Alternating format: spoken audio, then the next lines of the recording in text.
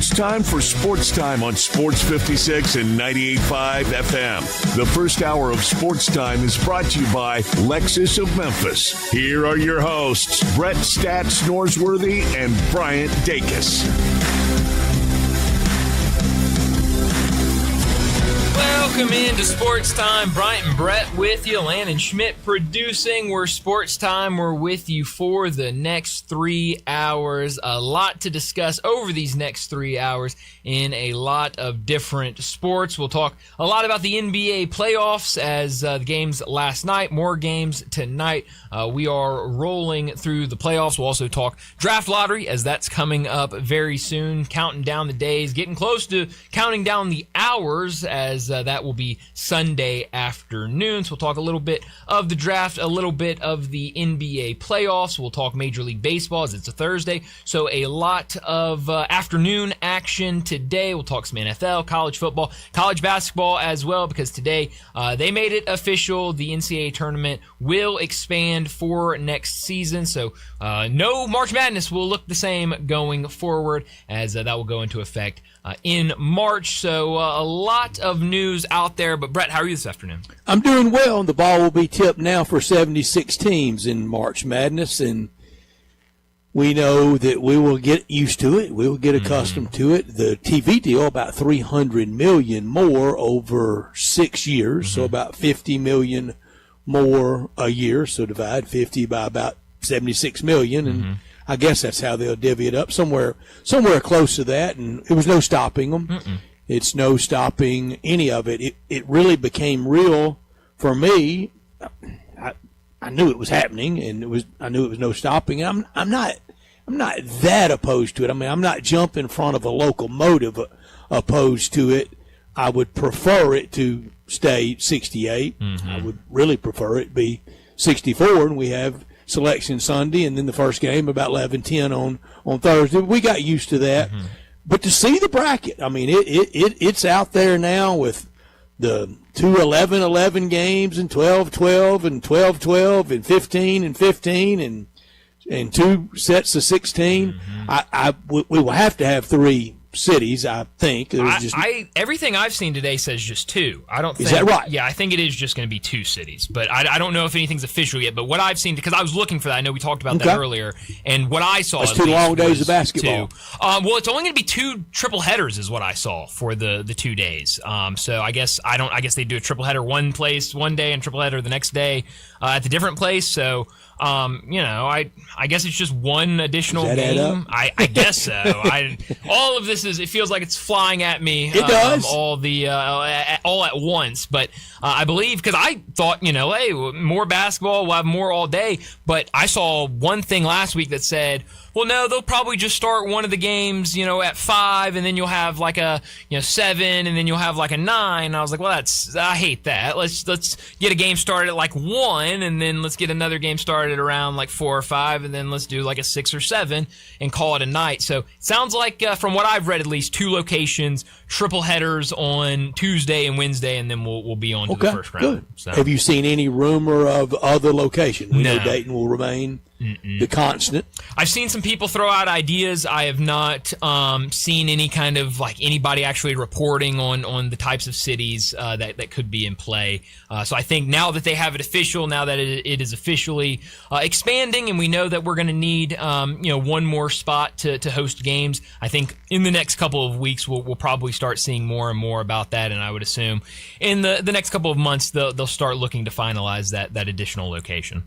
The first bracket I ever knew of and got interested in, and I'm not saying I did a bracket that year, it would have been 72-73 when the Tigers in 72 had to play that ham-handed one-game playoff after they had won both games against Louisville, and they both finished with the same record.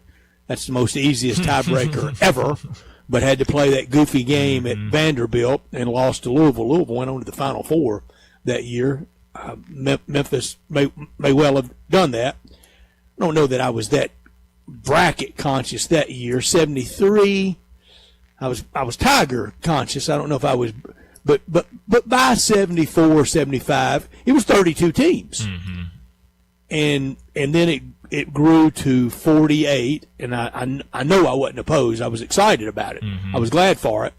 And then I think to 64, and no trouble there. I wasn't that wild about Dayton and the from 64 to 68, but I think I think I'm okay by this to 76 more than I was from 64 to 68. That doesn't make sense, does it? No, not really. But I think it does kind of make sense. I mean, when you've have that one opening of the expansion, I think it's such a stark contrast and such a big change that it kind of takes you a little while, and then when they do it again, it's like, okay, well, we've already been through this once. Here we go again. That's what it is. I'm desensitized to it and everything. I mean, when did they go from 64 to 68? I'm not sure. 2012. Okay, so sure. like I was like 10, 11, 12. So like I really only know the 68 team tournament, right, and so right. this is like a huge change to me because I've really, in my true fandom and true watching basketball, and following the bracket as a whole, I've really only known the 68 team bracket, and so that's what I kind of love. And then now seeing this, it's such a big change. But I said it yesterday, like nothing I can do, nothing I can say is going to change it. I'm going to watch the games anyway, so I really can't be that mad about it because I was really mad when it happened, but I can't really be that mad about it if I'm just going to watch the games. I would be a hypocrite at that point. So I'm, who cares? It happened. It's going to happen. We'll watch the games and we'll talk about it, and it is what it is, I guess. I said 2012. Google machine tells me 2011. Close enough. Okay, so I was 11. I'm gonna call that a hit. I don't remember much from when I was 11 years old. So no, and I was 11 when the Tigers in 7, and I was 10, turning 11 that year. In Tigers in 73, and I don't consciously. I don't remember a bracket. It was not. I'm going to say first bracket contest for me about 79 or 80, and some pools and pots and things like in there around those years. I wonder. I very much wonder what this will do to bracket mania, to how you administer it, because with this many teams now playing outside but in the tournament, don't you have to do those games?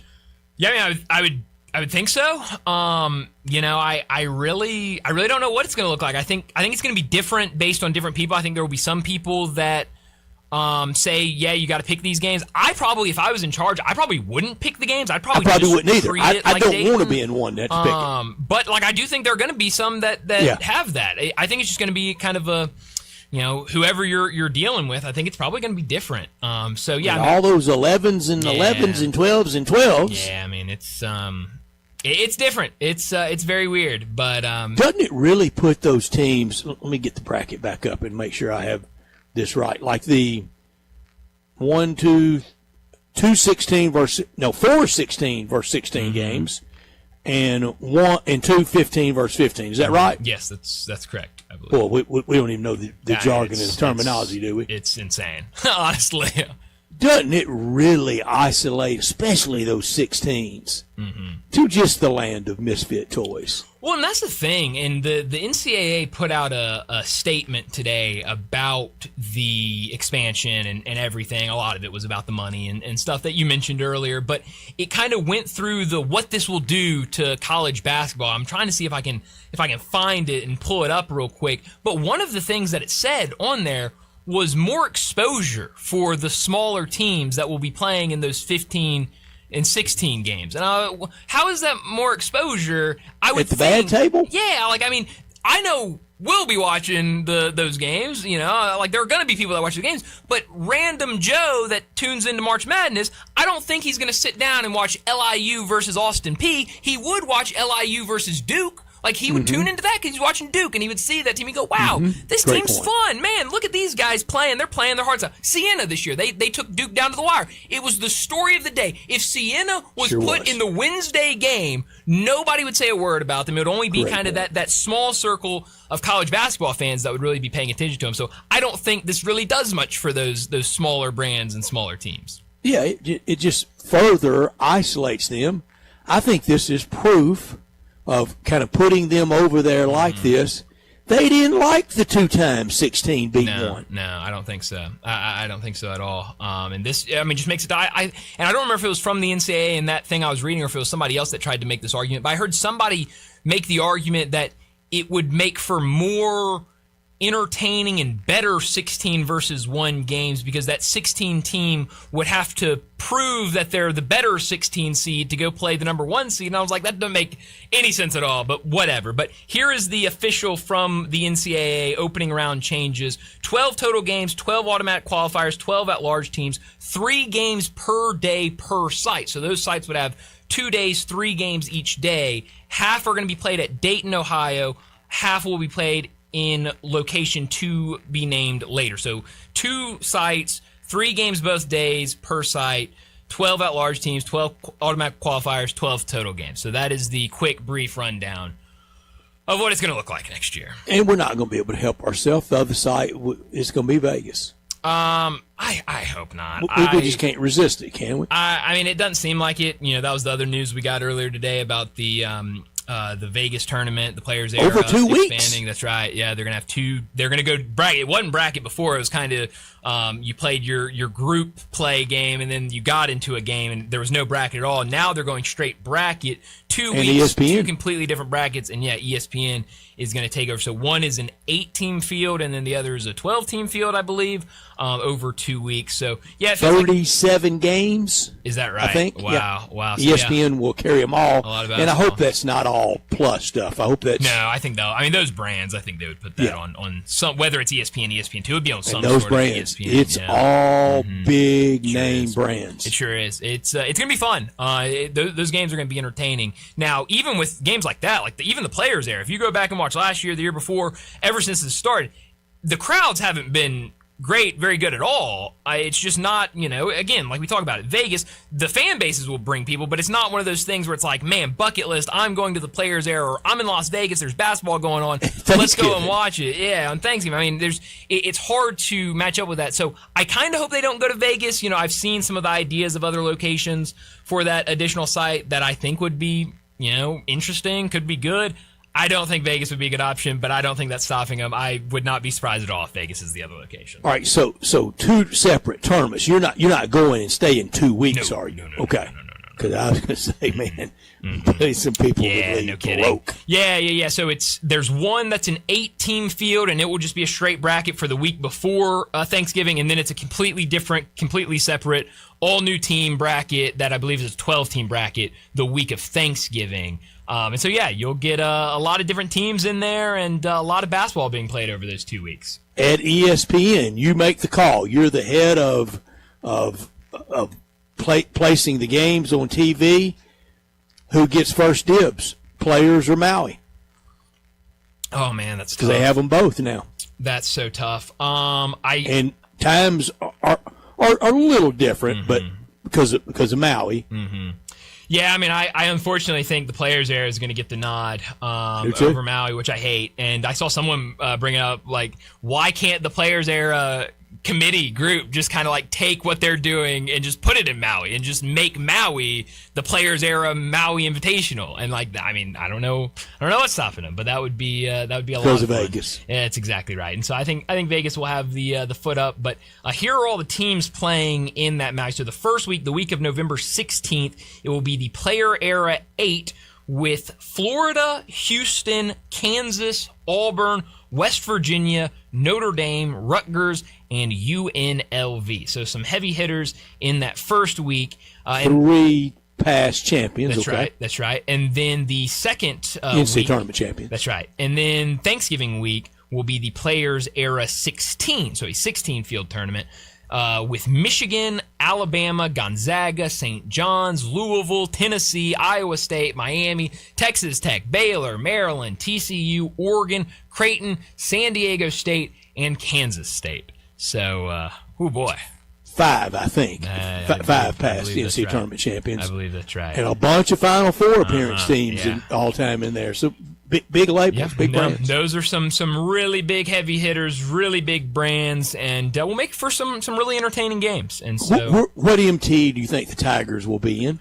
I've heard one of those kind of, Bahamas, Caribbean area tournaments, whether it's at Battle for Atlantis or what have it. But I've heard one of those. It's just nothing official yet, but it sounds like they are going in that direction. We're getting a little more teasing and news on a lot of TV fronts for a big reason. Next week is the upfronts, and that's big advertising and selling and buying and purchasing and money movement times next week. You saw Notre Dame home times today. The TV announcement for the NFL will either be next Wednesday or Thursday, and they want that to coincide with teasing out others while they're out there with big advertisers and big buyers, and that's an easy sell, and everything else falls in place. Yeah, no, it's we're about to kind of get that avalanche of news of times and scheduling, and obviously, once we get NFL from a well-placed Tiger source, Tiger's going to Atlantis this year. Yeah, that's what I've also heard. So, I don't know when that will be officially announced. I don't know what the other teams will be in that, but last year, you saw some pretty good teams in those two games that you played in that MTE. So, hopefully there are some nice teams that can add to this non-conference slate, and then we'll see what the Tigers do to round out this roster. 2 spots available. I know they've got 2 guys on campus today that could potentially fill both of those spots, and we'll see. Maybe by the end of the week, Memphis could have the roster completely finished if they land both of these guys. Maker, a high school guy that was originally a graduate of 2025, spent a graduate year, so would be at his first stop in college. He is on a visit today, and then Ibrahim Souré is on campus. He was at Syracuse last year, played sparingly with the Orange, so we'll see what happens with those 2 guys both on campus today. So a lot of college basketball news out there on a random May 7th. Quick baseball news. Cubs won't need any extra innings today. They putting it on the Reds. Good. 8-1, bottom of the 6th. Yeah, and the really unfortunate news there, Rhett Lauder left the game with an injury, so still waiting to see what the deal was with that injury, but a really talented young pitcher going down to injury, seeing a lot of injuries, this week, last week around Major League Baseball. Hate to see it, but we've got a busy show today, so let me set it up before we get to top and not top story of the day. 3:30, we'll talk the NBA playoffs, a pair of games last night we'll discuss, and we'll also discuss the games later tonight. 3:45, we'll talk some baseball. We'll get into what the Cubs have been doing, just incredible the way that they have been playing, but also a lot of other things to talk about across Major League Baseball. 4 o'clock, Keith Smith from Spot Track and the Front Office Show. He'll join us to talk the NBA. Plenty to get to when it comes to NBA talk. We'll do it all with Keith. 4:30, we will rank the 5 best players in order for the Grizzlies in the 2020s. So a very interesting task. Not all time, not your favorites, the best. We want listener involvement. The best 5. It's easy, I think. I think it's pretty straightforward as well.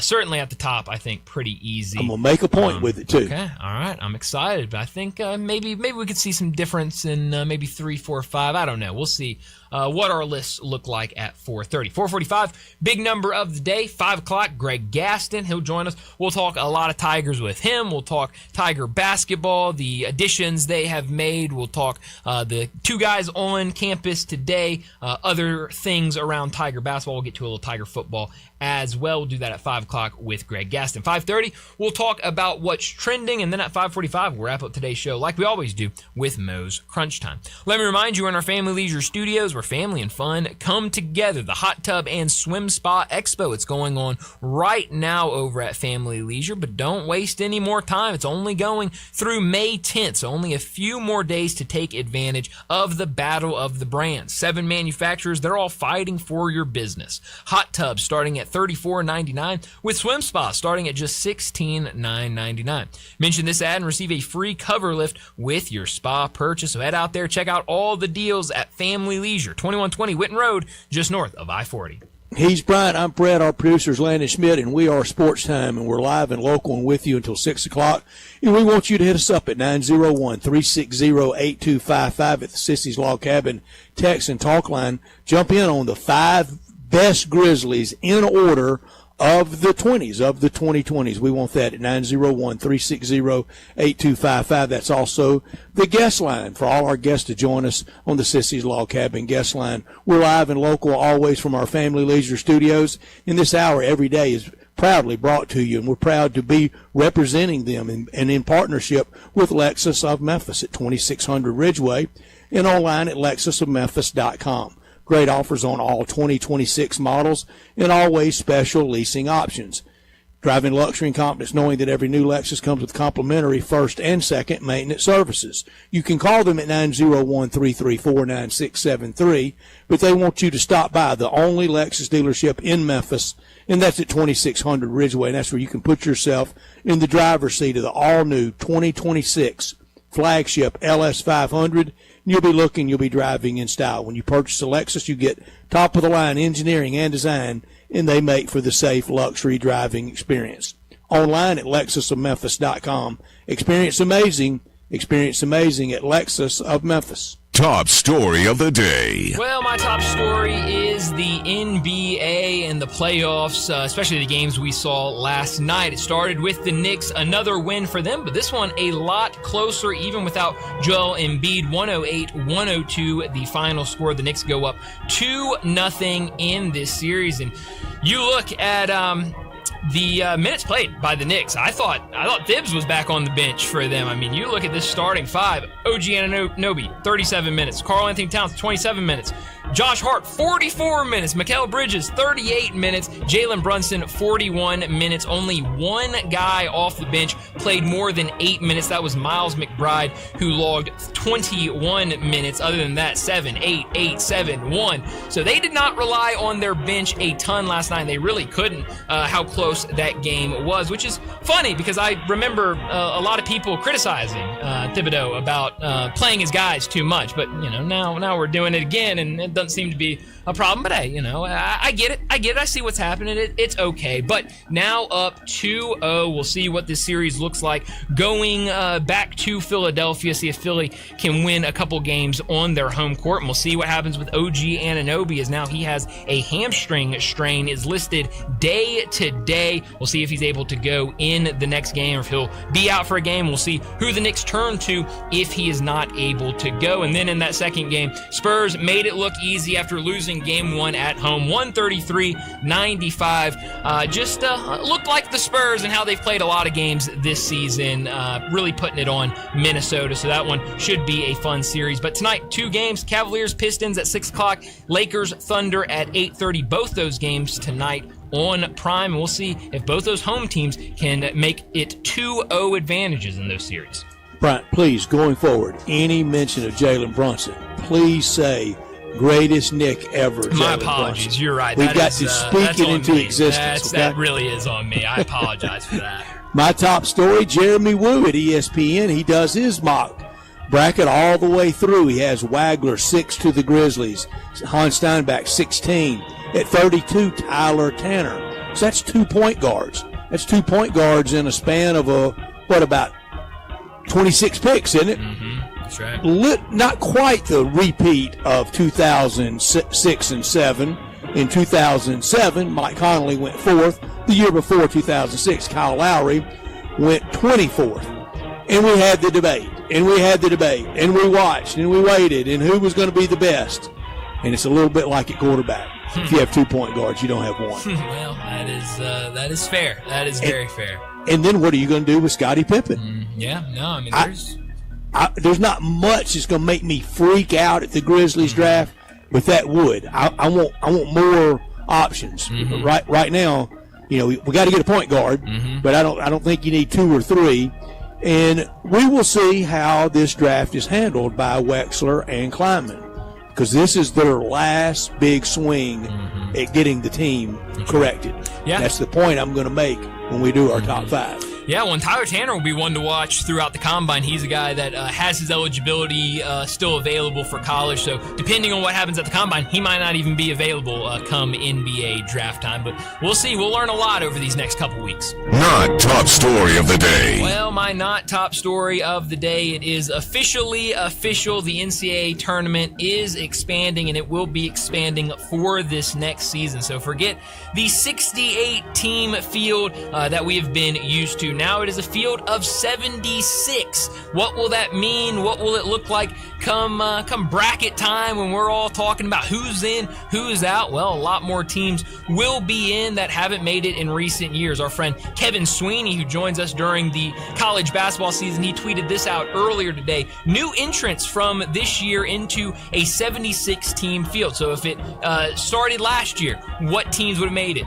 Oklahoma, which lost 9 straight games at one point in the season. Auburn, which lost 16 times. And Indiana, which lost 6 of 7 to close the year. Teams 73 through 76 based on wins above bubble were all 4 or more games under 500 versus quad 1 and quad 2 opponents. So the teams that are going to go in there, we know it's going to be all the power conference teams that were just outside, but I don't think it really makes it better. It doesn't make it a better field, but at the end of the day, it's more programming, it's more basketball, it's more money for those teams and for the NCAA. And at the end of the day, we'll be watching it on Tuesday and Wednesday, and we'll get used to it in a couple of years. So definitely big news, and we'll see how it plays out, because that will be a story all throughout the season as we're looking at bracketology. And I can't wait. Where's our guy Joe B? I mean, we're about ready for a bracketology here soon. What will that look like when we get our first summertime bracketology from Joey Brackets? We need to check in with our guy, Bracket Guy Dave. We do need to talk with Bracket Guy Dave and see what he thinks about all these changes. I bet he's already got a good handle on it. I'm sure he does. If I trust anybody nailing it with the bracket, it's Bracket Guy Dave. Me too. My not top story, Jimmy Haslam owns the Milwaukee Bucks. Is that right? Wow. Seriously, when did that happen? I see that story today that he wants an answer from Giannis.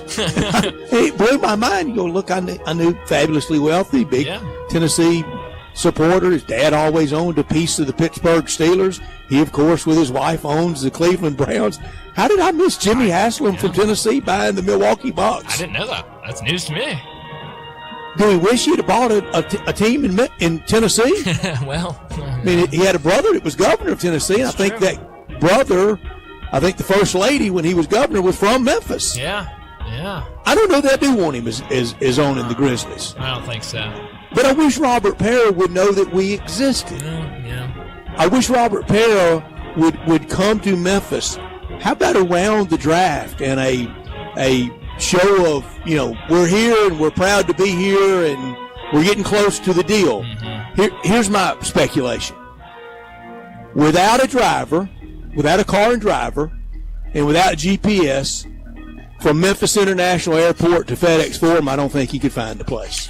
Well, I don't think that's a crazy assumption. I would not. Where do you think he ends up? Heads out from Memphis International. Does he go right and heads east, or does he go left and ends up in Texarkana? That's a good question. I don't know. I mean, that's really, there's no way he finds FedEx. He probably just flips a coin and just turns whichever. Heads is left, tails is right. Okay, going right. I don't know what he would Next do. text we'll get.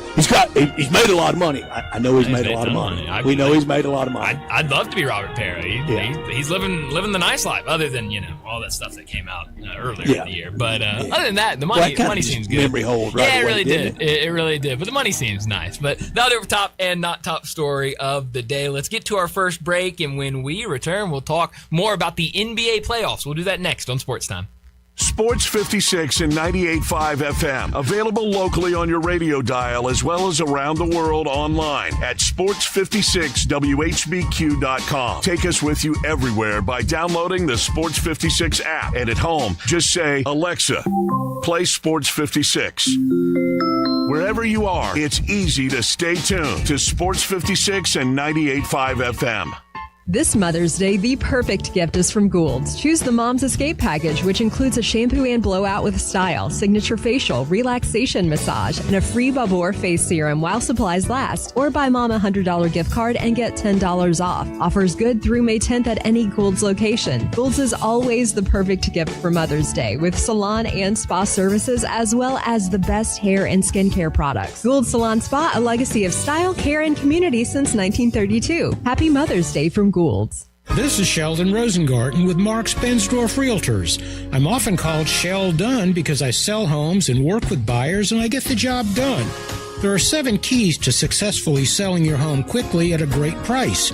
First, call me. I do my research and advise you on preparation, presentation, and proper pricing that gets you the activity to get the best price. Follow my advice and it can happen. I did mention 7 keys to a successful sale, didn't I? Well, if you use the first key, calling or emailing me, you really don't need the next 6 keys. Remember, that's Sheldon Rosengarten at 483-0546 or MemphisRelocate.com. If you don't need me now, write it down for later or for a friend. That's Sheldon at 483-0546 at MemphisRelocate.com. Do it now, and who knows, you may hear your home advertised here.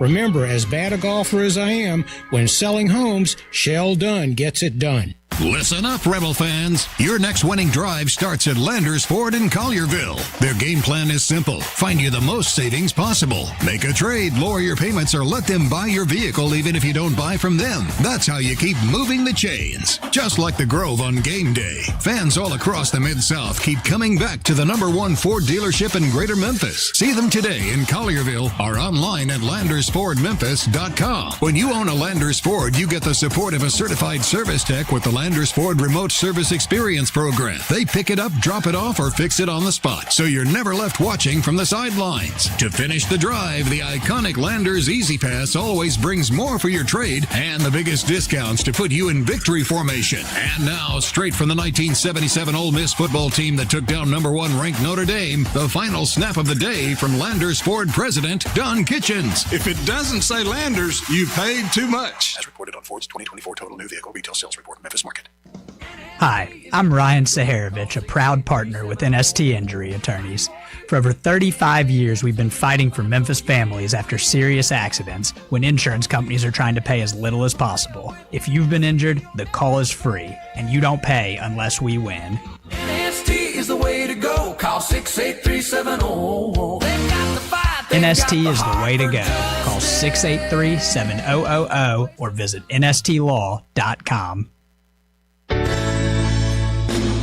Listen each and every Sunday morning at 10 a.m. and join Ottawild Presbyterian Church for worship.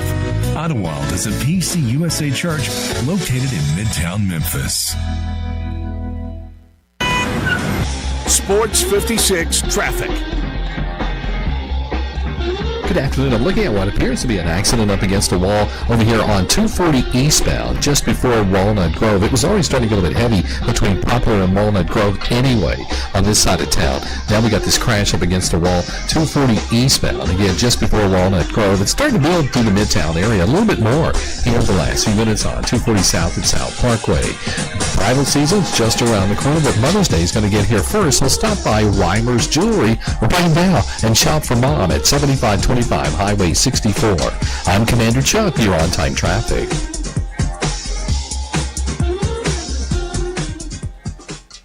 Now back to Sports Time on Sports 56 and 98.5 FM. This hour is brought to you by Lexus of Memphis. Here are your hosts, Brett Stats Norsworthy and Bryant Dacus.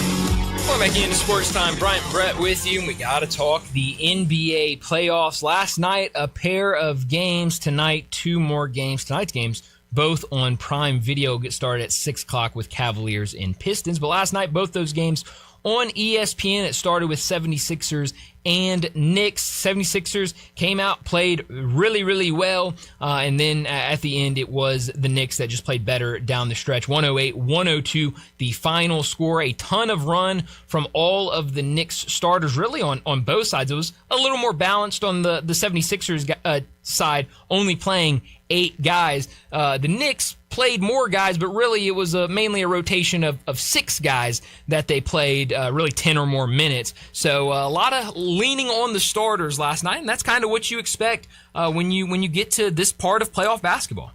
Philly's worn out. That grueling series against Boston, boy, that TV rating for that game was a big, gigantic number for the Game 7 between Boston and Philadelphia. But I think they're worn out. Do they challenge? Do they make it a series? Yeah, I don't know. I mean, I think I would love to know. Got to get Game 3. Yeah, and I would love to know where Embiid is and kind is he going to be able to give it a go in Game 3? That's where he is. Yeah, well, I mean, can he play? In a hot or cold tub with a lot of medical attention. Yeah, I mean, can they get him ready for Game 3? If he can go Games 3 and 4, I think they can steal one and make it interesting. But this looks like it's going to be the Knicks, and I think they're going to win it rather easily. Last night didn't shoot the ball well at all from 3. 7 for 26, and you still go out there, still able with that poor 3-point shooting, still shoot 51% from the field. And so to shoot that poorly from deep and still be able to win the game and shoot that well from the field, it just feels like it's going to be really, really hard for the 76ers to win this game. Now, the big question will be OG Anunoby. How long is he going to be out? Yeah. He's listed day-to-day right now. If he misses time, and it's significant, if he misses a couple games, that could really throw a wrench into this because he's been really, really good for them. And who do they call on to step up into his place? Can they find consistent minutes from one of those guys off the bench? The Knicks looked a little gassed last night. Yeah, greatest Knick ever, Jalen Brunson. He looked tired. There was some. The shot selection was a little poor. They were gettable last night. Philadelphia just didn't have enough to get them. Yeah, and that's my point is, they didn't play great. And still, the 76ers, couldn't get it done. Now, again, if you want to go bar for bar on who was more worn out, 76ers coming off that Game 7, they just look completely drained right now. But, at this point, all these teams are tired. All these teams would like a little bit more rest, and so it's who can really just give you the minutes needed, just give you a little bit more, and the Knicks able to do that last night. So yeah, I think they make it pretty easy in this series, but I do think the 76ers can at least maybe steal one game at home. In 76ers world, 24 years ago today was the great blow-up by former Grizzly, briefly, Allen Iverson, the whole practice dissertation. Have you seen that anywhere today? No, I haven't seen that today. It's out there, one of the great press conferences of all time. Yeah, when good. He made his point, and he was right. And this morning, and I know with getting older, things a date or a year you may think you have down, and it might be a little bit off. And I love him, This is no shot. It just happens. It just happens. Michael Wilbon this morning on Hot Take TV, and he does. He has a great relationship with Allen Iverson, back to Georgetown at the Washington Post, and his friendship with Big John Thompson. And he said, I was there for Allen Iverson's first college game at Madison Square Garden against Stephon Marbury. And I'm going, no, that's not close to right. Allen Iverson's first college basketball game was at the Pyramid on a Sunday afternoon for Georgetown, and it was a great deal. We had it was just 1 year that Memphis ever hosted it. It was the Black Coaches Association, and Reverend Jesse Jackson just passed away. He was in town. A lot of prominent figures in town, and real fun. It was on a Sunday afternoon, early to mid-November, and it was Arkansas against Georgetown, and those two black coaches were the true pioneers, John Thompson and Nolan Richardson. I think everybody would agree they were 1 and 2 in making it possible for all the coaches that had been behind them. The second game, and that was the first game, packed. Razorback fans took the place over and had just taken the place over the previous spring in '94 at the SEC basketball tournament. And really did through the years. They called it the Pyramid. Any game there, they would really have a big crowd there. The second game was USC with George Raveling against John Chaney and Temple. The whole building cleared out. There wasn't anybody. It was not a soul left for the second game, which was really too bad. And Iverson that day, you could see, oh man, Yeah. no, the speed, the ball handling, the quickness, and just the athleticism of that smaller player. So I knew Michael Wilp in that day. No way he would remember this, but me and Mike DeCourcy and Paul Hartledge were visiting with Michael Wilbon before the game. He was there with covering Georgetown with the Washington Post. So I looked it up. I'm thinking, well, when did he think he saw Stephon Marbury? Again, it happens. Stephon Marbury, and he said, I saw his first game against Stephon Marbury at the Garden. It was the third game of Georgetown's season. The next season. Oh, wow. Against Georgia Tech. It happens. Oh, it definitely happens. I thought you were going to say it was the third game. I was going, oh, man, let's cut us some slack. I mean, 3 games in the season. And I'm thinking the same thing. All right, so if it wasn't first game. Second game or third, whatever. That's hilarious. Yeah. That's funny. But no, that is a legendary moment in basketball history with Allen Iverson and the practice. So, yeah, that's funny that you said that's today, because I really haven't been on social media much today.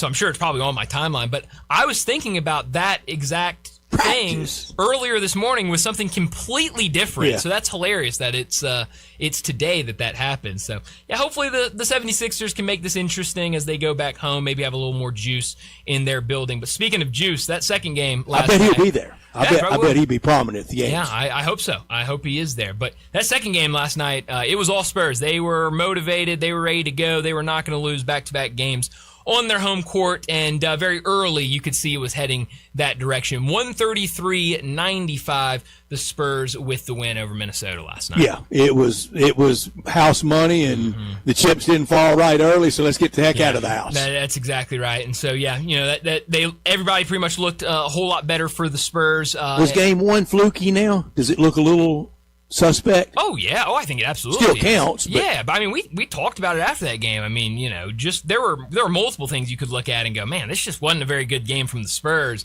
I don't think that happens, many more times. And after last night's game, that's kind of the problem. Is I think people jump from one extreme to the other, and so it was like after the first game, everyone's like, oh man, Minnesota, they win game one, they've got the series, and then now the Spurs blow them out in game two, and it's like jump to the other side of it. And go, okay. Well, that was a fluke. It's all Spurs. We knew they were going to run away with this. So, I hope, this is a very competitive series. I think it can be a very competitive series, but, Minnesota has to play a lot better than they did last night and get more from different guys. But it was the Spurs night last night. Okay, I don't want Victor Wembanyama being back to the basket, old school center, like he's Walt Bellamy or Nate Thurman. I don't want that. But I want him a little more in the low post. Yeah, and that's been the big talk after these two games. Another pretty poor shooting night from him from deep last night. This isn't a guy that is going out there and shooting great. Can't teach 7-5. No, you can't. He's this year about 35% from three on 5.5 attempts per game. So he's taken a lot of attempts, 8.8 last season. So it has dropped down, but he's very comfortable with that. We all watched him before he got to the NBA, where he was basically playing point guard over in France and just dribbling the ball up at 10 feet tall, it feels like. And so I weighing 120 then. Exactly. And so I think they are I think they're trying to figure out what's the best way to use him. I mean, obviously an unbelievable athlete, and so you saw him take less threes last night, make 2 more than he did, but still able to impact the game in so many ways, and showed that last night. But still 19 points from him. You still want more than that from your superstar player. I know we'll come back to it before we get to the break. Either visitor get one tonight. Cavs at Pistons down 1-0, and Lakers in OKC down 1-0. I think if one team does, I think it's probably Cleveland. That game, that first game got a little close there at the end, and then Pistons were able to pull away and win the game by, I think, 10 points it was. I think the Thunder didn't play well in game one. The Lakers, made some really tough shots in that first 15 game. 15.5 point spread. Yeah, I mean, that looks like one of those games that'll be in Dayton. Well, point spread. That's the thing. It's the I'm pretty sure it's the same point spread for game one. And game Correct. one, at the beginning, I was watching that game pretty much through maybe 3 quarters, certainly through the first half. I was going, wow. Lakers playing really well. Wow, they could maybe make this a series, and then they lose by 18 points, and you're going, wow, the Thunder didn't play that great, and they still won by 18. So yeah, I think the Thunder could probably cover that again tonight, but we'll see. Maybe the Cavaliers can make this one interesting tonight against Detroit. odd night of TV tonight. Okay. 2 NBA games on Prime. Yep. The hockey's on TNT. That's not that odd, but we're hockey and ESPN both so proud to have them back. While tonight on ESPN, doubleheader in baseball. How about that? Doubleheader tonight.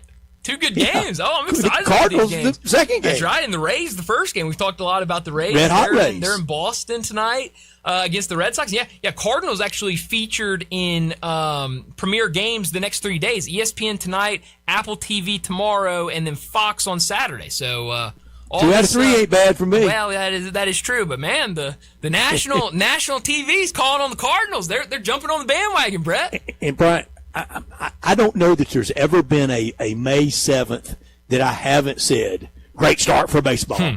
So I love baseball. I want it to be a great start. But I really do think we're off to a good start with a lot of contending teams. The long haul of baseball will take over, and the big boys will be there at the end. I know that.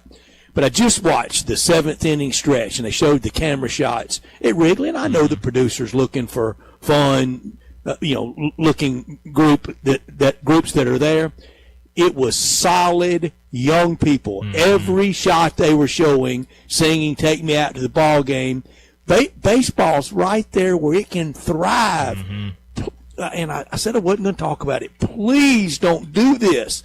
Don't get to this cliff and jump over it. Yeah, no, I'm with you, and I'm glad to see that it's the young people that are getting out there and going to these games. And I mean, Wrigley's buzzing right now. I mean, the way that they've been playing, especially at home, really impressive, and the fan base is super excited about that Cubs team up there. So not a surprise that they've got a good crowd this afternoon. But I would hate for baseball to be in a really good spot. Obviously, a lot of issues, but it feels like baseball is in a good spot. A lot of people really enjoying what they're watching. I would hate to get to the end of the season and go, all right, we'll hopefully see you in 2028. And then just kind of lose all that momentum. Regather in 28. See you then. Yeah. So I hope we don't get to that point, but it looks like that is the direction everything is heading. But we need to get to a break, and when we return, we'll actually talk some more baseball. We'll talk about those red-hot Chicago Cubs, some of the other games going on right now, some of those games from last night. We'll do that next on Sports Time. Join the voice of the Tigers, Dave Woloshin, for Wolo and Friends. Weekday mornings from 10 to 11 here on Sports 56 and 98.5 FM. Take your basketball skills to the next level at Shoot 360 Memphis. Shoot 360 is a revolutionary basketball training facility that combines cutting-edge technology with gamification and provides instant, objective feedback with hands-on, one-on-one expert coaching. And now, introducing Shoot 360 Cordova, a newly renovated 50,000 square foot facility with 2 NBA regulation-size courts, 3 high school-size courts, and 4 shooting bays with Shoot 360 technology. Memberships are now on a monthly basis. And yes, you can become a member at both locations. Whether you're an aspiring young talent, NBA player, or looking for a unique workout, all skill levels are welcome at Shoot 360 Memphis to learn proper shooting and passing techniques, improve fundamentals, and gain a competitive edge while having fun. Shoot 360 Memphis, now in Cordova and Collierville. Call them today at 901-779-3176. That's 901-779-3176. The future of basketball training is here. Shoot 360 Memphis. Hey, you ready to bang? Bangers Pickleball in South Haven is now open with 10 courts, a restaurant, and 3 bars. New to pickleball? No problem. Take a free Bangers 101 class to learn. Bangers offers a great time for everyone, and there's no membership required. Bangers even has events for you non-pickleballers like mahjong, trivia, whiskey, and wine tasting. Bangers Pickleball has it all. All the rage, all the fun, all for you. Please dink responsibly at Bangers Pickleball, 6787 Snowden Lane, South Haven, Mississippi. Let's bang. Here's something you don't see every day. It's a full-on brawl at Family Leisure. Oh, yeah. There's a battle of the brands happening right now through May the 10th with 7 different manufacturers all fighting it out for your business. Listen to this opening blow. Hot tubs starting at $34.99. Ouch! Then followed up with a mean right hook of swim spas starting at $16,999. That's a starting price. There are so many deals right now at Family Leisure, and the prices are just too low for me to even mention on the radio. One thing I can tell you, if you stop by Family Leisure and tell them you heard this on the radio, you're going to get a free cover lift with your spa purchase. But you better hurry in before all these great deals get knocked out. Technically, this is called the Hot Tub and Swim Spa Expo, but we're calling it the Battle of the Brands, happening now through May 10th at Family Leisure, Whitten Road and I-40, where family and fun come together. Mercedes-Benz Van Center Memphis has serious vans for serious work. At 4430 American Way, they are the Mid-South source for cargo, passenger, crew vans, and custom chassis. Need one or a full fleet? New or used, they've got it with fleet solutions and custom upfits. Certified techs keep you moving with fast maintenance, repairs, and a large parts inventory. Mercedes-Benz Van Center is your Sprinter Van headquarters. 901-237-9302 or sprintervans.com. Mercedes-Benz Van Center Memphis, part of the Tag Truck Center family, driven to keep you on the road. Now back to Sports Time on Sports 56 and 98.5 FM. This hour is brought to you by Lexus of Memphis. Here are your hosts, Brett Stats Norsworthy and Bryant Dacus.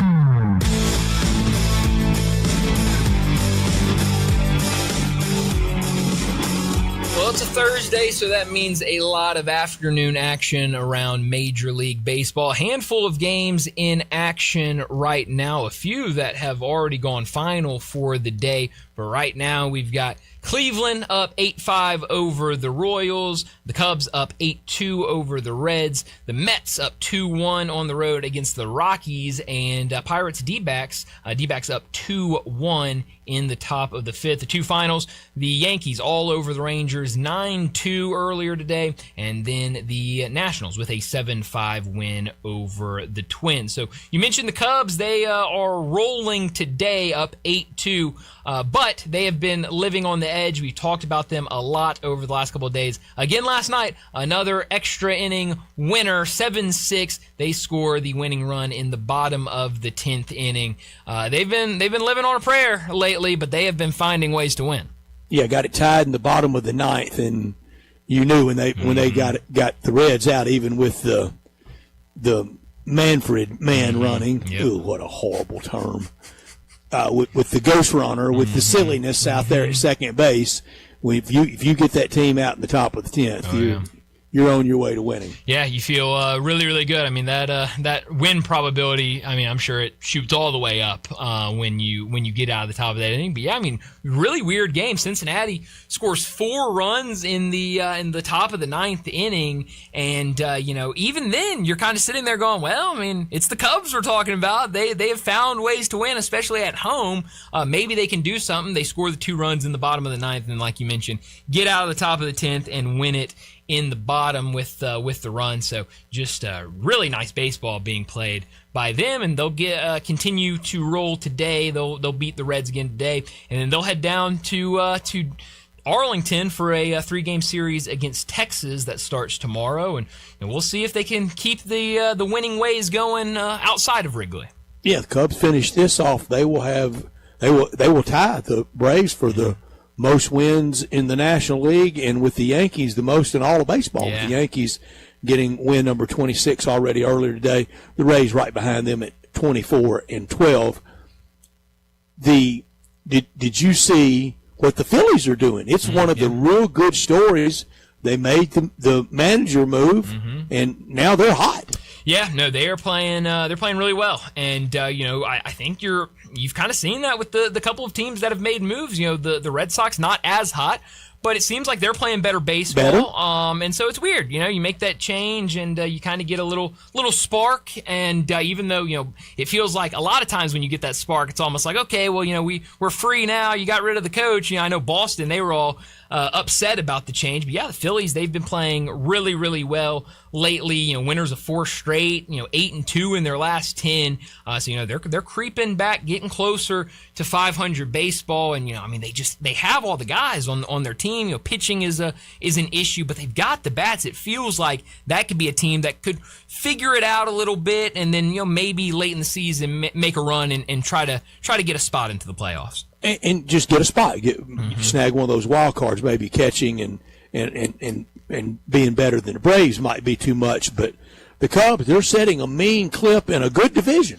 Yeah, no, it's it's been fun watching the NL Central. Obviously the Chicago is kind of running away with it right now, but St. Louis, obviously we've been watching those games and they've been really fun to watch. The Brewers, despite a lot of injuries, they're playing nice baseball, and then I think you see flashes from both the Pirates and the Reds, both those teams over 500. Every team in the NL Central over 500 right now, so it's made for a fun division. If the Cardinals ever get to play in the rest of the division on a consistent basis, it'd be fun to see all those teams. And other teams feel the same way. It hadn't been a lot of National League Central play that will balance out, but we don't play near like we used to. No. I kind of miss that. Yeah, no, I definitely miss that. It kind of takes away. But I like interleague. Sure, it takes away from the rivalries a little bit, not seeing them as much and as often. But yeah, I mean, it is nice to kind of see all the other teams and get a taste of every team in Major League Baseball. So there's definitely pros and cons to it. I don't think it's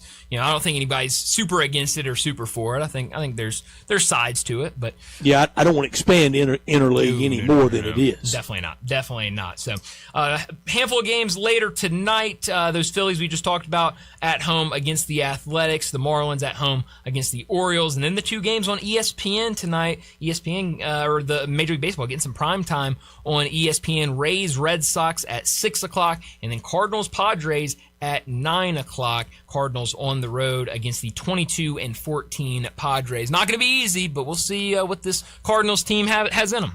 Cardinals 11-5 on the road, only 500 at home, 10-10. Yeah, well, that's surprising. So we'll see Matthew Liberatore getting the start tonight. We'll see if those Cardinals can get a win late tonight.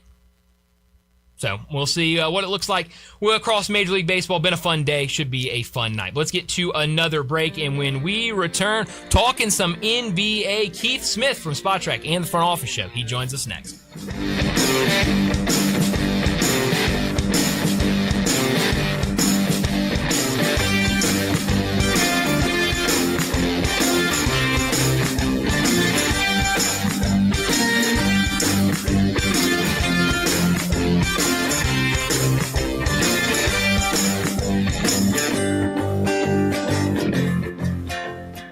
I'm Gary York. I'm the service director at Lexus of Memphis. Our service department wants to be more than just a place where you get your oil changed. We do glass repair, windshield replacement, recalibration of your camera and sonar systems, even wheel repair, tire replacement, all the things you would expect from a luxury automotive dealer. Please check out our website. You can schedule your appointment, check out our specials, hours of operation, or if you'd like to do it in person, please reach out to one of our associates at 901-271-5199. Your home is your best investment, so why not make it the best it can be with help from Gates Lumber? Start with your front door, serving two purposes, curb appeal and security.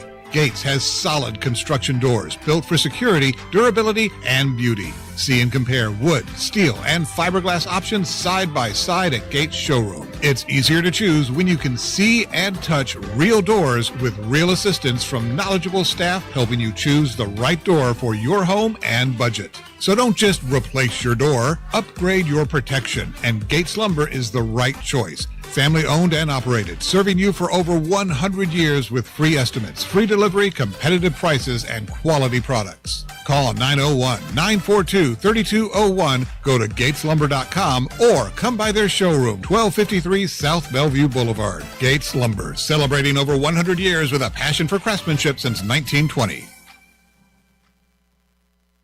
Lots of places can accidentally expose you to identity theft. A doctor's office, online retailer, insurance companies, the list goes on. Thankfully, LifeLock monitors hundreds of millions of data points a second for threats to your identity, which is way more than anybody can do on their own. LifeLock keeps an eye on your personal info, credit applications, finances. And if they find anything suspicious like new loans or changes to your financial accounts, they alert you right away, all through text, phone, email, or the LifeLock app. Even better, alerts are automatically activated the moment you become a LifeLock member. No extra work on your part. So get the alerts that can make all the difference. Join LifeLock now and save up to 40% on your first year with the promo code HERD, H-E-R-D. Call 1-800-LifeLock or go to LifeLock.com and use the promo code HERD to save 40%. LifeLock. Terms apply. A long life is wonderful, but it comes with changes as you age. So when you're ready to change your home, Town Village Audubon Park is the perfect choice. Incredible location, amazing amenities, including a pool, all-inclusive dining, and on-site medical care so you can age in place. Monthly rental with no buy-in lets you make current choices. Apartments include full kitchen, washer and dryer, bi-weekly housekeeping, and all basic utilities. Landscape courtyards make it easy to get sunshine and fresh air. Gated parking keeps you ready to go. And the Town Village Dog Park keeps your fur baby close by your side. Hi, I'm Max. My wife Jean and I moved into Town Village Audubon Park 18 months ago. It's the best decision we ever made. We have made friends here and take part in lots of social activities. It's a comfortable life. So if you're thinking of making a change, come see me and Town Village Audubon Park. I think you'll like it as much as we do. And look, new friends. If you want to make money in sales, Flynn Broadcasting wants you. If you can sell, Flynn Broadcasting has a great career waiting for you. If you can sell, we have great benefits, salary, commission, sales leads, and a great place to work. If you can sell, let us know today. Send your resume to jobs@flynn.com. Can everyone sell? No. But if you can, Flynn Broadcasting wants you. Apply today at jobs@flynn.com. Start your great career today at jobs@flynn.com. Flynn Broadcasting wants you. Sports 56 traffic.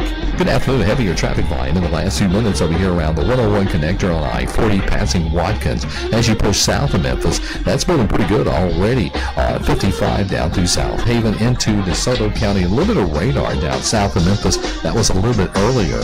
Hey, bridal season just around the corner, but Mother's Day will get here first. Make sure you shop local at Weimer's Jewelry, 7525 Highway 64.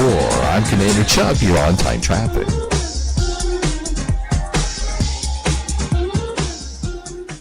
We are Sports 56, WHBQ Memphis, and W253DF Memphis with Greg Gaston and Eli Savoy. Weekday mornings from 7 to 10. Now back to Sports Time on Sports 56 and 98.5 FM. This hour brought to you by Landers Ford in Collierville. Here once again are Brett Norsworthy and Bryant Dacus.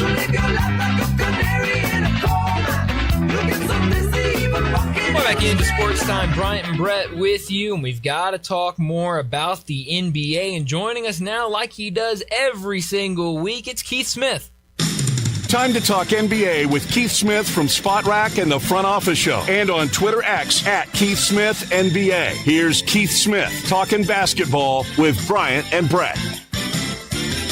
Keith Smith joins us now to talk all things NBA from Spot Track and the Front Office Show. Keith, thanks so much for joining us. I know we're going to talk a lot about these playoff games, a lot of other things going on around the NBA, but can you send us some good luck, some lucky something? We need the vibes to be as high as possible for Sunday's draft lottery. Yeah, for sure. It's funny. People are doing all their, who would you like to see win the lottery? And I think it was Bill Simmons did his draft lottery karma rankings and all these other things. And it seems like a lot of people are like, yeah, I wouldn't mind seeing the Grizzlies do well. So, hey, put me in that group. It'd be, a lot of fun if they moved up in the lottery and in position to get a good player. But I just wrote their off-season preview for Spot Track. It's up on the site right now. And no matter even if they stick or move back a pick, they're still going to get a really good player in this draft because this draft class is really deep. So you think it is one of the better draft classes in how many years? For the terms of the top half of the first round, I would say probably in the last at least 5 or 6 years. It's been a while because there are a lot of guys. I mean, let's look at a player like Nate Ament. Nate Ament is now projected to go anywhere from 6 to 12 by most people. He at one point was the number 1 ranked player in this class, and that is just kind of remarkable when you think about how how highly ranked he was, and he's fallen off some of he didn't blow everybody away at Tennessee, but a lot of it was how good other players showed out in college. So that just gives you a sense of this is a deep, it's a versatile class. I think for Memphis, if they're going to move on from John Morant, they're in a great position to get whoever their next starting lead guard is in this, even if they stick right where they're at. How many of these players in a lot of other maybe leaner years in drafts, how many of these players would have been a number one overall pick? Was there a year in the last 4 or 5 that Nate meant if it had been that year he would have gone 1 instead of, I'm looking at Tankathon now and he's 10? Yeah, I don't know that he would have gone 1, but I think certainly Devonta, Peterson, and Boozer, like if we look at like the Resache draft, in between Wemby and Cooper Flag a couple of seasons ago, those guys probably all go number 1. I would have made an argument for Darius Acuff. I love him. He is one of my absolute favorite prospects in this draft class. I think he's going to be awesome. Caleb Wilson has a ton of fans. People really like him. And then you've got people who are still kind of hanging on because Mikael Brown Jr. was another guy who at one point was thought of super high. Keaton Walker, Kingston Fleming. I think all of those guys would have been, if not number 1, probably drafted in the top 3 in a lot of other draft classes. Yeah, feels very like a very strong draft class. Excited about Sunday, and then we're going to kind of hit a pretty good run of a lot of news coming out. We got the draft lottery, then the combine immediately after that. Feels like we'll get a lot of information over these next couple of weeks. How many guys do you think we see make the decision go back to school after the combine? Yeah, it's already starting. Juke Harris, who is a guard, played at Wake Forest last year. He's already opted to return back to school. I don't know if it's going to be Wake Forest or not, but because that's a lot of these guys, they enter the draft and the transfer portal at the same time with that. But, yeah, I think we're going to see a good amount of players. I think what NIL has done is these guys who, as they kind of start this process and the feedback they're getting is, yeah, you're probably a late first-round pick, and you're maybe even borderline second round. A lot of the guys returned back to school last year, like a guy like Yaxel Lendeborg went to Michigan, and now he's projected to go in the lottery, the latter half of the lottery, but he made a ton of money at Michigan. So now that's an option, you're going to see guys like Boozer, Devonta, Peterson, even all the way down through like Nate Amen and others. They're not going to go back because they're ready to get their pro careers going. But as you get later in the first round, I mean the Gators had a bunch of guys return back to school already. We're going to see a handful more guys drop out, and some of these guys are doing the process exactly the way they should be. Hey, let me go find out. And what we'll also see is a couple guys that everybody's like, yeah, they're probably going back to school. Maybe have a couple really good workouts or two, or have a good combine, and the next thing you know, they decide to stay in. Give us the name of a guy that may be out there in a lot of the mocks in the, say, 11 to 18 range, that it would shock most of us if he returned to college, but it won't surprise you, Keith. That's a good question, and unfortunately I'm in the car, so on my draft board in front of me. Let me throw a name at you. Cole Pete.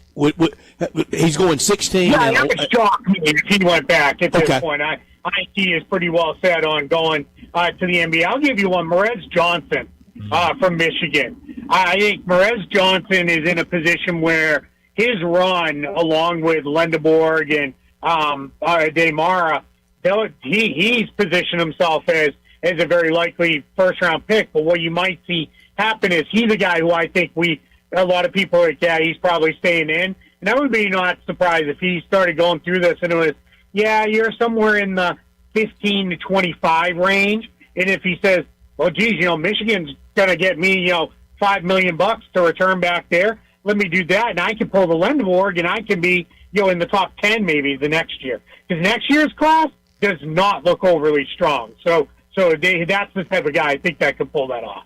All right, what about Mara joining his teammate and returning to the national champs with what Florida, what they have returning? You could almost book it now. Florida, Michigan in the finals next year, the battle of the last two champs. Sure, yeah. I mean, if Mara went back, I don't think he's going to, though. I think enough teams like him, and teams prioritize players like him still in the draft. It's the old adage is not. It's an old adage, but it's still an adage. Is you can't teach size. And the way he played, and anytime I talk to a team about him, they obviously mention the rebounding and the shot blocking, but it's the passing ability that's got them fired up. Like, this guy can really pass the ball. He can do a lot of stuff where he's not going to come in and be a 15, 20-point scorer right away, but he knows how to play in the short roll. He knows how to do the dribble handoff stuff. He's really good at getting the ball pitched out ahead in transition. So I think he's going to firmly stay in this draft. And his hands in the tournament, you could not handcuff him. I mean, you could throw it right at his shoelaces, and he would scoop it up like a first baseman. Yeah, absolutely. I mean, he is. It's something that teams talk about a lot now when you talk about physical profiles, and it's the way these guys bend at the waist. It used to be, it was like, no, you don't want them going down. They have to bend over because then the ball's already down there. But when you saw it, the NBA has stolen basically was an NFL in football term about catch radius. Mm-hmm. And his catch radius, because he's huge, he's long, and he can just grab the ball wherever it is. So yeah, I think he's going to be a really good, solid player. Probably by year 2 or 3, a really solid starting center in the NBA. Mm-hmm. Talking to Keith Smith, he joins us every week to talk the NBA from SpotTrack and the Front Office Show. Before we get to the playoffs, the news earlier today out of Charlotte that they are extending head coach Charles Lee. They were one of the stories of the season in the NBA with the improvements they made. A really fun young team. What did you make of the news, Charles Lee getting an extension? Yeah, really well earned. It took him a long time to get that opportunity as a head coach and to see his success already. You heard a lot of things like 2 years ago now when he was coming off his first year, or I guess it was really a year ago, coming off his first year there of this team just responded to him. And he was not afraid to come in and challenge LaMelo Ball and say, hey, I love you, but you need to be better. If we're ever going to be good, you can't, it can't be circus, Harlem Globetrotters just throwing the ball all over the gym and not really playing defense. And that, I think him breaking through to LaMelo, when you can reach a team's star player, everybody else is like, hey, if he's bought in, I'm going to follow suit. Now, I think, he did a great job over the last couple of seasons. I know it didn't end the way they wanted. They wanted to be in the playoffs, but there's, the future is very bright, and it's cool to see him get rewarded for that, because he earned it to get there. So we're really good stuff. Take us inside Boston and the fans and the media. Is it finger pointing, or is it a resolve of, look, nobody thought we were going to have this regular season? I know the Boston Celtics are never playing for anything other than a championship, Keith, but there's still a lot that they could be proud of for this year. But for it to end on the parquet on Sunday, is it finger pointing, recrimination? What's it like? Sure, yeah, it's it's not the most rational fan base out there. They are I've said it to you guys before. They're extremely spoiled, and it is if you're not competing for titles, it's not good enough, and that's not just the Celtics. That's across the board. But with the Celtics specifically, I think what's happened here in the aftermath, a few days after, is people are like, hey, it was still a pretty good season. But as I put it, it was a good season, and it was very unexpected, and they did overachieve. But as they overachieve, the bar changes, right? We don't stay rooted to, well, people thought you might be a playing team or not a playoff team at all, and then really get there. The expectation to change, and they blew it. They blew a 3-1 lead. That there's no other way around it. You can't change that. There's no way to make that sound or look good. It was they blew it, and it didn't finish the job when they should have. That said, Brad Stevens came out and basically said the same thing. It's just not good enough. We weren't where we want to be, and he kind of hit on style of play. They need to be more diverse. And he said, look, we want to get more layups and dunks and free throws. We don't want to shoot so many threes, but we're not built to do that. And he put really quite a bit of that on himself, saying, hey, yeah, it's on Joe Mazzulla, but it's also on me. I gave him the roster. He coached the roster the way he needed to, and that has people wondering, is he talking about, Giannis Antetokounmpo, who they've been linked to? Could that be a play? And Brad Stevens basically said, yeah, we know we're short on top-end talent to get where we want to be. So I think it's I don't think it's going to be. I think it is already. We're back to work to try to build this team back into a title contender this summer. So when we're talking a year from now, we're talking about them still making a deep playoff run. And Keith, you warned us a couple times, especially down the stretch of the year, as that series, for sure, as that series tightened, you were worried about the bigs. And Embiid, he caught a great wave. Yeah, he did, and he really came in right. Neemias Queta has the most bulk and the most defensive skill, but couldn't stay out of foul trouble. And that's always going to be hard against Embiid, but he didn't do himself any favors by picking up silly fouls 80 and 90 feet from the basket when there was no hope, for rebounds and other things. And then when you got into, Nick Vucevic and Luka Garza, they just don't have any chance against a guy like Embiid. He's too big, he's too quick, he's too physical, he's too skilled for them to really handle him. And it just really, got, kind of sideways on them. Now, they're left. I think there are players in that grouping, especially with Queta and Garza, where you look at it and say, hey, as a backup and a third center, they're not bad. But I think you're going to see them pursue some form of big man, whether that is a 4/5 that can do both or a true starting center that can come in and kind of push Queta into where he would be arguably the best backup center in the league. You mentioned Luka Garza. A lot of people talking about the starting lineup for that Game 7 for the Celtics. Luka Garza, Derek White, Jaylen Brown, Ron Harper Jr., and Baylor Shireman. Shireman, 22 minutes. Ron Harper Jr., 4 minutes. Luka Garza, 9 minutes. What did you make of that starting five and kind of what went into using that starting five for that game? Yeah, I think that was Joe Mazzulla kind of, throwing some stuff against the wall and seeing what would stick. Mm-hmm. When Jason Tatum was ruled out, we knew either Shireman, it was going to be someone out of the Shireman, Walsh, or Hugo Gonzalez, mm-hmm. or Ron Harper Jr., and it ended up being he changed out Hauser too. And then when he decided, all right, Queta can't be on the floor against Embiid because he's just going to get in foul trouble right away. And Queta did give them a really solid game. He went to Garza, but the problem was by the time they went to Queta and went away from Ron Harper Jr., they were already down, and they were spent the rest of the game trying to fight to get back in it. Now, all that said, with under 2 minutes to play, Peyton Pritchard had a wide-open corner three that would have put them ahead, mm-hmm. and just the ball didn't go in. They had 3 consecutive possessions where they got really great looks, and the ball just didn't go in. And I don't want to reduce it down to its simplest form, but at the end of the day, basketball is about did the ball go in the hoop or not sometimes, and this time it didn't go in the hoop. Yeah, no, I'm definitely with you. We talked about it on Monday. I thought for sure when they cut that lead and were down by just a couple, I thought they were going to win that game in advance. But just like you said, shots just weren't falling. 76ers Knicks. Knicks went up 2-0 last night in that series. A much closer game in Game 2, even though Joel Embiid was out with injuries. What have you made through the first 2 games of this series? Yeah, the biggest thing is that even in the game Embiid played in last game, the Sixers are going to struggle to keep the Knicks from getting what they want offensively. It was the first game was just Jaylen Brown and Karl-Anthony Towns. Let's run some version of a 2-man action where there's straight pick and roll. It was pick and pop. It was seek out the mismatch and then ISO against it, and they just destroyed the Sixers. The Sixers they're just not a great defensive team right now, and Embiid doesn't move the way you need him to. That was probably the biggest thing Boston left off the table. They didn't make Embiid have to move his feet as much because they didn't attack downhill against him.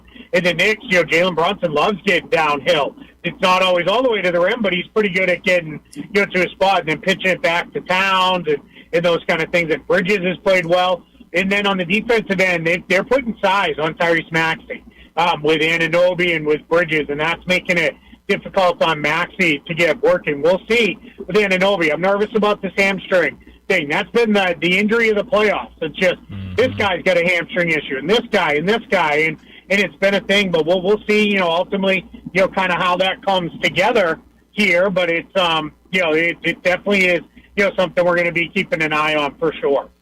Keith, your write-up at Spotrac on the Grizzlies, it is so thorough and so well done. I hope our listeners go to Spotrac.com and go to that and read it. You in that, you write that the Grizzlies should pick up their team options for G.G. Jackson and Omax.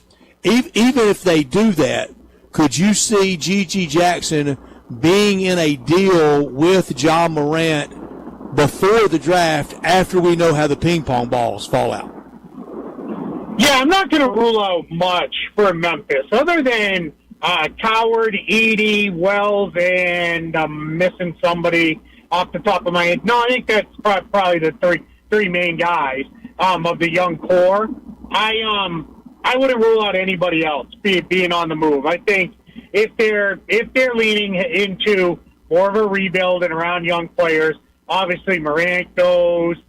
You're probably going to listen on guys like Ty Jerome. If anybody has interest in Brandon Clark, you're okay to go that direction. And then you've got Santi Aldama as well. None of those guys are like old, but they're not fits necessarily on a fully rebuilding team. So I think that's where you go. And then a guy like G.G. Jackson, if that is a sweetener to put in there. The biggest issue, which I touched on a couple times in that piece, the Grizzlies are starting to run out of roster spots here. Like, they've got a lot of guys under contract. It's not the worst thing in the world. The Thunder can tell you they've been there, and the Thunder just eventually at the end of the day, it's like, all right, well, you know what, we got to cut a couple guys who we kind of like, but it is what it is. It's, what a terrible problem to have too many players you like already signed. So yeah, I think it's going to be interesting to see kind of how Memphis handles that part of it, and that's where guys like Prosper and Jackson are kind of, all right, maybe they're there, maybe they're not. I don't think either one is necessarily shown enough that these are true building blocks like they fit in like Coward and Wells and Edey have. Yeah, no, you're definitely right about that. It makes the rest of this offseason extremely interesting. What are your thoughts on this other series that we saw play out last night? Timberwolves Spurs. Game 1, it was Minnesota, really fun game. Spurs had an opportunity to win it, and a shot just didn't fall. And then last night, it was all Spurs. What have you made of the first two games in that series? Yeah, it's not that the Spurs are 40-some-odd points better than the Timberwolves, but that feels a lot more like how this series is probably going to go. The Wolves, I think, quite frankly, they shocked San Antonio with their physicality. The way they came out, and whether it was Randall or Gobert or McDaniels or even Naz Reid coming off the bench, they were going to hit Wembanyama. They hit the guards. They swallowed up De'Aaron Fox. Life was really difficult for him, and they just really went out there, and it's the old, they punched him in the mouth. And the Spurs didn't respond great. And I think Wembanyama's points after game 1 of, I didn't really use my energy and physicality the way I should have. And that's a game where I think he blocked 11 shots. And he was talking about, I wasn't where I needed to be. I thought, that he came out and set its own for, all right, I know you're going to try to hit me, but now I'm ready for it. You can hit me. You can even knock me down, but I'm going to be here. And the fact that in game 1 they had that ball in the air, for a win, that was something else that they even got to that position. So I think this showed there's a pretty good chasm between those two teams. And I think the struggle for the Wolves is they without Dante DiVincenzo, they're just short of guard in their rotation. Love Mike Conley, love that he's still out there, but if you're this reliant on Mike Conley at this point in his career, that's probably not a great place to be. Yeah, 3 points last night? Yeah, it wasn't much of an impact, and it's hard for him to have that every game impact playing a bigger role. And I do think as the series transitions back to Minnesota, they're going to switch back to Anthony Edwards in the starting group. I know they were trying to manage him coming back off the injury, but they're going to. I'm not going to say they're not going to win another game because they're tough out at home. The Wolves adjust as good as anybody does, especially in the playoffs. But the Spurs are still going to handle this one and get on to the West Finals. Keith, do we see both home teams win tonight? Thunder for sure. I don't think the Lakers have anything for the Thunder. It's just, you saw there was points in that game they couldn't string together 2 passes without the ball getting tipped. And the Thunder are just going to overwhelm that. With the way they play defense, and it's just going to be tough on the Lakers in this series. So I'm certainly not picking against the Thunder at home. And then when you get into the Cavs and Pistons. The Cavs got to be a lot better. You know, anybody who had any doubts that Cade Cunningham is a full-blown superstar, you can put all those. You should have put him to bed already, but you can really, put those to bed. Put him in lock him in a treasure chest, throw that thing in the ocean like that. That's done. That conversation is over.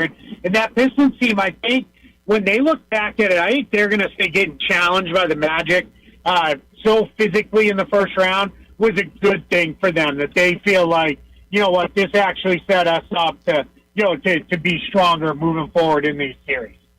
Yeah, well, hopefully we get a couple fun games, or at least one fun game tonight, because you look at that line for Oklahoma City, 15.5-point favorite.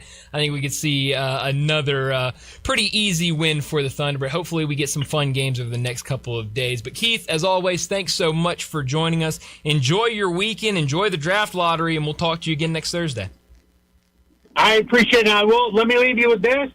Every time we count out LeBron, he reminds us who he is. So maybe he's got something still in the tank for us. I hope so. Keith, we'll talk to you again next week. Keith. Thank you. I appreciate it. Thanks, Keith. You got it.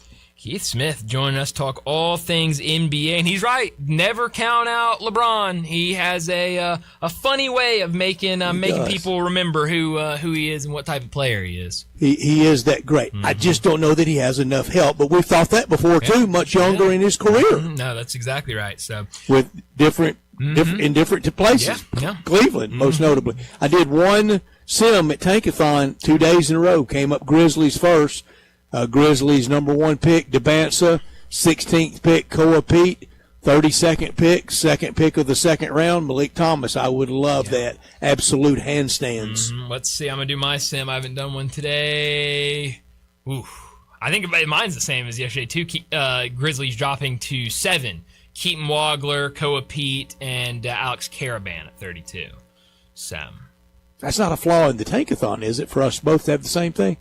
No. Okay. I mean, if I sim it again, it will be completely different. Okay. My second sim is the exact same. I'm going to stay with it. One sim a day. My third sim has the Grizzlies jumping up to number 2. It's like one bracket of integrity at NCAA tournament time. That's exactly right. So, get one a day, get the vibes going, and we'll have. I got a good feeling for Sunday. Well, you know what number 1 would do for us, for around town, for ticket sales, for everything, and kind of turning some of this negativism around. Yeah, it'd be great. And, like Keith was saying, you are seeing a lot of people kind of do the, who would we like to see get the number 1 pick, or kind of in order. And you're seeing a handful of people say good things about the Grizzlies, and kind of that is, it's just been a lot of bad lately. They just need to catch a break, and that would be a huge break for the Grizzlies if they could jump up to really number 1, 2, or 3. I think would be great either way.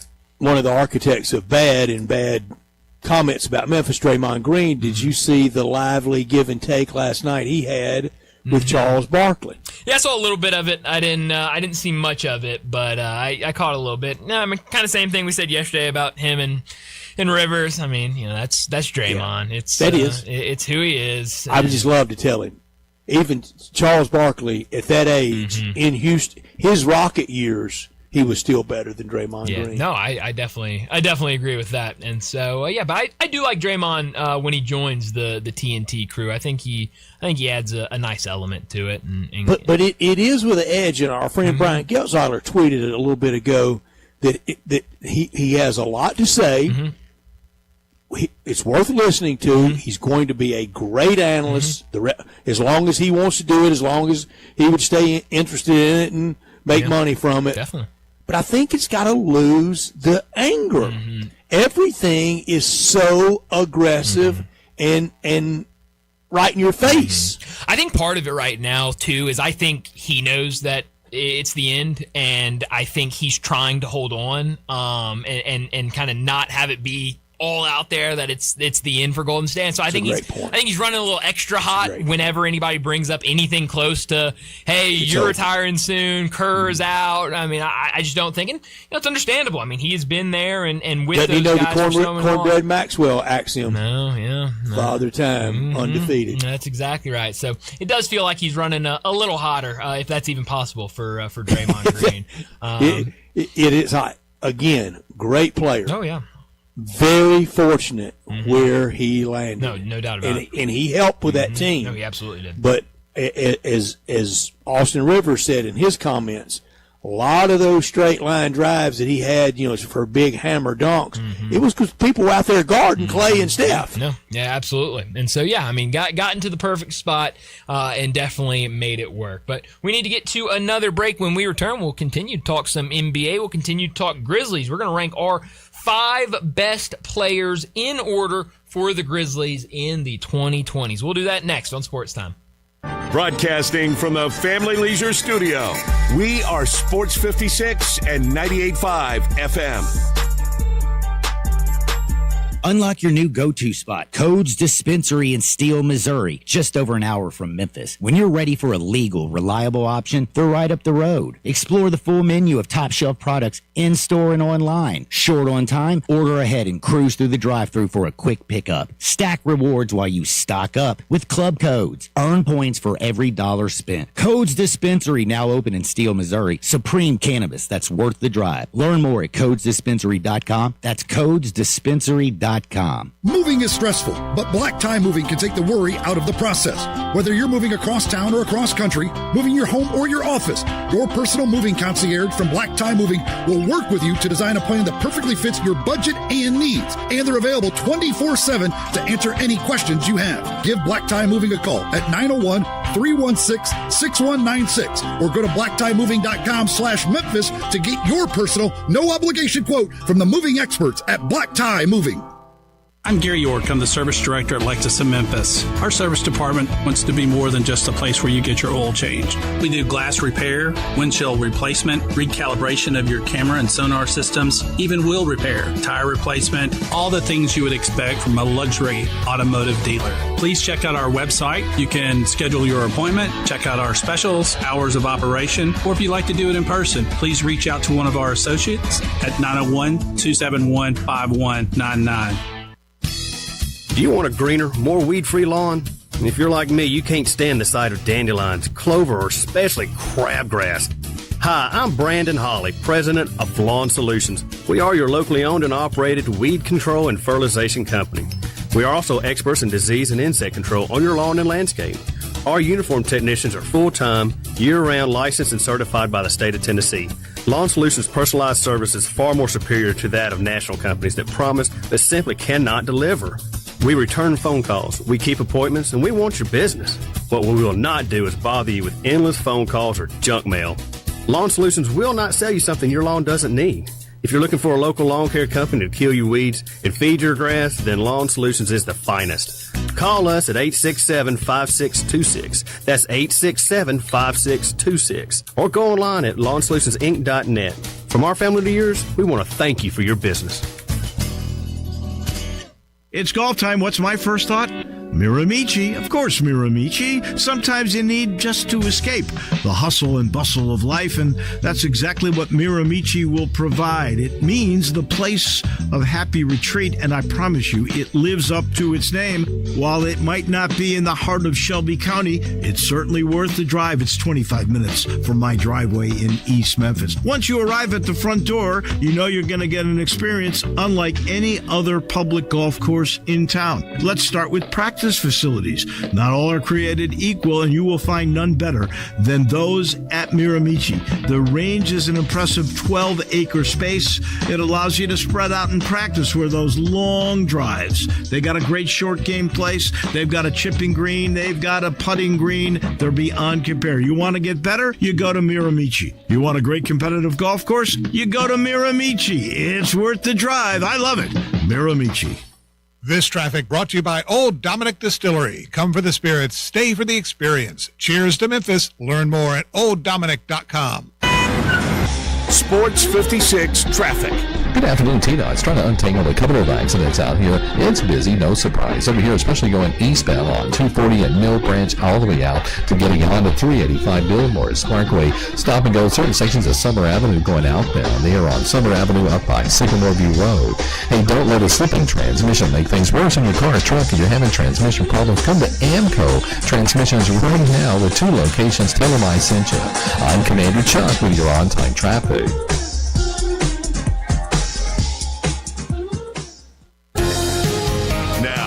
to Sports Time on Sports 56 and 98.5 FM. This hour brought to you by Landers Ford in Collierville. Here once again are Brett Norsworthy and Bryant Dacus. And she says, I wish that I could be like So we talked a lot of Grizzlies, and obviously for good reasons. Draft lottery on Sunday. We'll see where the Grizzlies pick with their first selection. But an interesting list that we're going to do today, the best 5 players in order for the Grizzlies in the 2020s. Now, Brett, I need clarification because I have 2 completely different lists. And the answer you give me tells me which list I'm going with. So if we were doing the same list but for the 2000s, and I said Allen Iverson, would that be a person that you would put on this list or not? Because he is one of the greatest players to ever put on a Grizzlies jersey, but he didn't do anything with the Grizzlies. No, I'm talking in production for the Grizzlies. For the Grizzlies, okay, yeah. Perfect. That changes my list completely. Awesome. Yeah. I understand. Fair question. Yes, no, it's two different lists, and so I had to make sure I knew which one I was going with. Okay. And with that, you want to go first? I want to go first. Landon. Yeah, it's usually okay. Brett, you Landon, go first. Landon, you go first. Oh well, okay. Yeah, it's usually a me thing to go first. I'm gonna get started with 2 OLIs. Is that okay? Is that permitted? Please, I love doing OLIs. I got 2 of them. Of course, I got to include my guy, Jonas Valanciunas. He's an OLI looking in. And then I'm also going to go with Tyus Jones. I feel like he was one of the best backup point guards the Grizzlies have ever had. I absolutely loved it when he took the court, so had to include him to some degree. So here's my top 5. I'll go 5 down to 1. I went Brandon Clark at number 5, 4 Dylan Brooks, 3 Desmond Bane, 2 Jaren Jackson Jr., and 1 Ja. Okay. Pretty stock. Nothing wrong with stock. Look, if that's the answer, that's the answer. Yeah. I did not have an OLI. If I had one, mine would be Big Steve. Okay. I like that. Number 5 for me, Tyus Jones. 4 Dylan Brooks, 3 Desmond Bane, 2 Jaren Jackson, 1 Ja. All right. Pretty stock like Landon's. Yeah. All right, that leaves me 5. Dylan. No OLI. No OLI. Just straight 5. Dylan Brooks 5. Steven Adams 4. Desmond Bane 3. Jaren Jackson Jr. 2. Ja Morant 1. Okay. Even with the differences we had, and here's the point I want to make. With the differences we had, wasn't a lot. 1, 2, and 3 are basically there. a lot. Yeah. That was the medium-sized 3.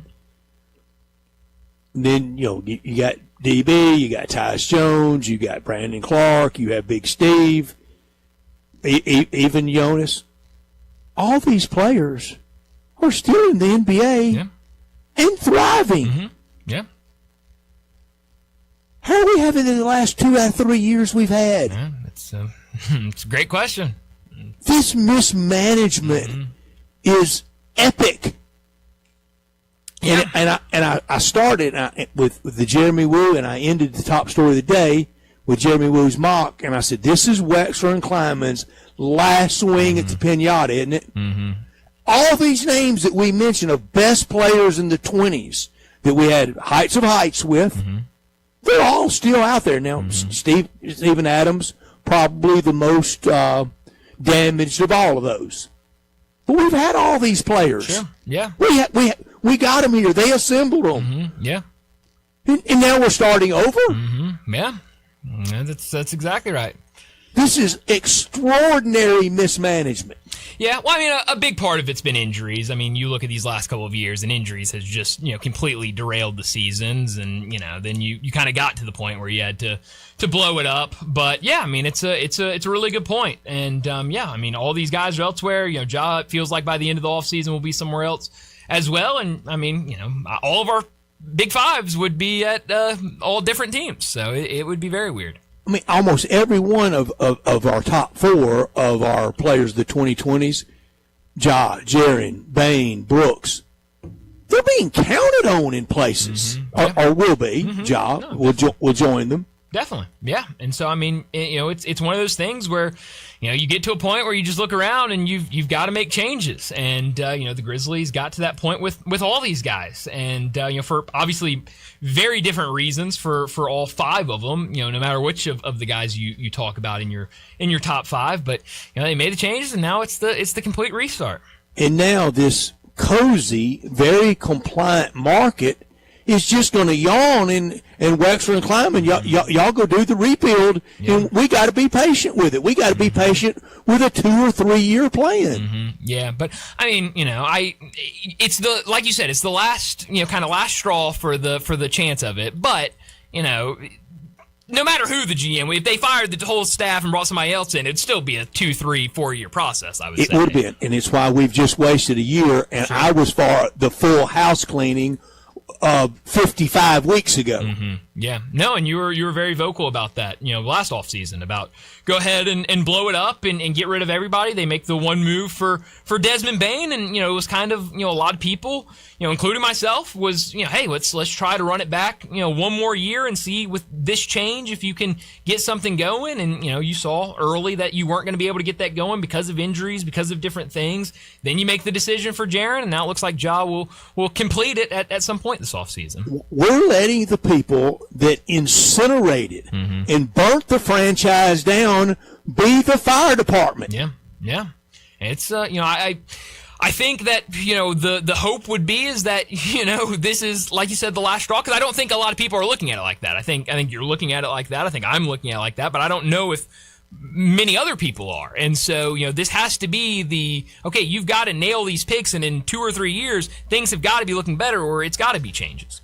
Brian, I don't think it will be anywhere close to pressure or groundswell. We know they're going to get a full pass for this next calendar year. From 1 year from now, May 7th, we're on lottery eve again next year. There's not going to be any undue pressure on these guys. Any calls or heavy calls for them to be out. So that's 1 year. Then into that second year, you can already hear it now from their sycophantic, friendly voices of, well, it's just year 2 of the rebuild. Yeah. Come on, Brett, you big meanie. Yeah. Yeah. So, I mean, I think year 2, year 3, those are going to be the big years when you have to kind of look in the mirror and see where this is going, see if you're making those improvements, if you're, making strides to get back into the mix in the Western Conference. If not, I mean, everyone's got to be honest with themselves, and there've got to be changes made. Yeah, and I just think you'll get more and more establishmentarian support for them as the years go by, instead of criticism of how did we get here with this. The players of the 20s all gone. Yeah, no, it's a good point. And so, this draft feels huge. We were just talking about it with Keith Smith. How he was saying at the top half of this first round, probably the best he's seen in the last 5, 6, 7 years. Next year, he said, not very strong. And so it feels like you've got to make a lot of money off this one and really get these 3 picks right, because next year you're going to have a couple picks, but what type of player will you be able to get there? And because that next year you're going to want to see big time growth from this team. And you had Keith talking about the Celtics, very eyes wide open. Brad Stevens, this does not cut it. No. I wonder how many pounding on the table, this doesn't cut it, we get from Wexford and Klamath. We don't get any from Para. No, it's a good question. I really don't know. And obviously, it's certainly different. It doesn't ever feel too aggravated by them, does it? Just kind of groovy about town guys. Sure. And so, yeah, I mean, I don't know what's going on behind the scenes, but I completely understand what's going on in Boston and kind of having that level of excellence, but I'd like to see more of that growing with the Grizzlies over these next couple of years. But it feels like Sunday is huge. There is no question about that. We will have a much better idea of hopefully kind of where this rebuild is going after Sunday, and kind of a closer look on what type of player the Grizzlies will be able to take with that first pick. But let's get to another break, and when we return, it'll be time for Big Number of the Day. Did you miss your favorite Sports 56 show? No! Check out the podcast, broken down hourly at sports56whbq.com or wherever you get your podcasts.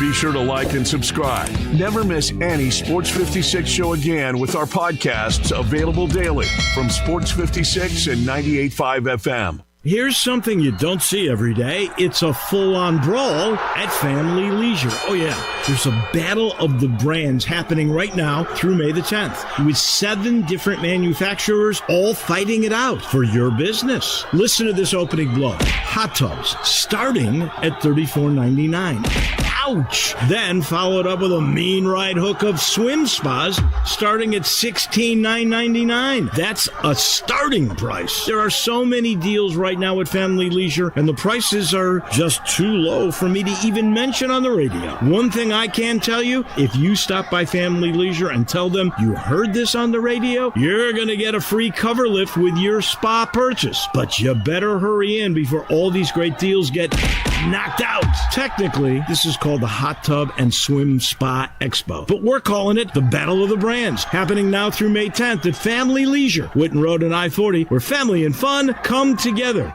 If you want to make money in sales, Flynn Broadcasting wants you. If you can sell, Flynn Broadcasting has a great career waiting for you. If you can sell, we have great benefits, salary, commission, sales leads, and a great place to work. If you can sell, let us know today. Send your resume to jobs@flynn.com. Can everyone sell? No. But if you can, Flynn Broadcasting wants you. Apply today at jobs@flynn.com. Start your great career today at jobs@flynn.com. Flynn Broadcasting wants you.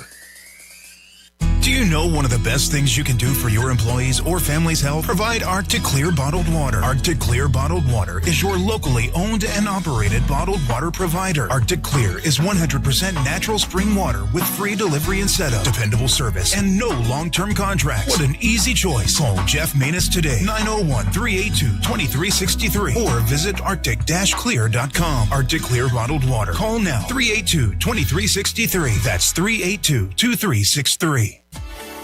At Jason's Deli, when you're dining in or picking up curbside, you can expect wholesome food and no surprises, just delicious sandwiches, crisp salads, and quick quality meals made with the freshest ingredients and no artificial trans fats, MSG, high fructose corn syrup, or artificial colors and dyes. Around here, a lot of thought goes into what we put into our food and what we take out of it, because you're not just taking a bite, you're getting a taste of who we are. New items are constantly being created to expand our menu for all tastes and special diets with vegan and gluten-free options available. Convenience and on-time delivery you can count on. It's just a click away at jasonsdeli.com, so whether you need to feed 5 people or 5,000, the team at Jason's Deli, they have the credentials and the commitment to keep you satisfied. Freshness is nearby at Jason's Deli with locations at Ridgeway in the Park Place Center, Poplar and Highland, Germantown Road in Cordova, and on Goodman Road in Olive Branch. Jason's Deli. It's wholesome food and no surprises.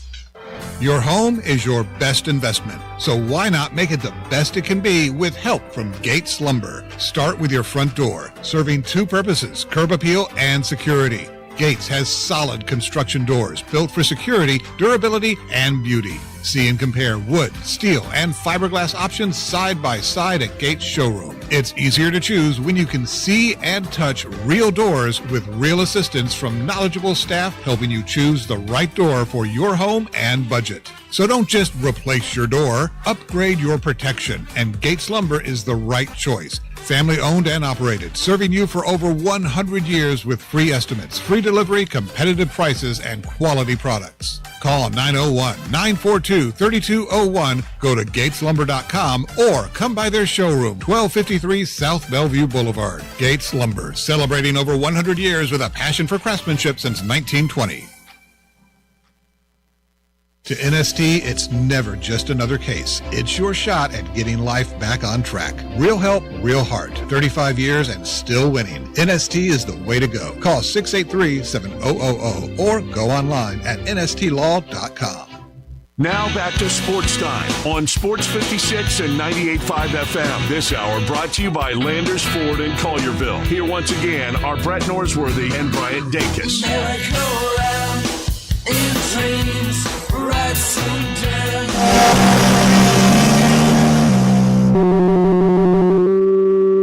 Big Daddy. Hello, Big Brown. It's a guy, he wants to be big, then he gets big, he doesn't want to be big anymore, then he gets small, but the suit's too big. Big Daddy. The big boy. What up, big guy? I think she's trying to pull a fast one on Big Daddy. The big number of the day.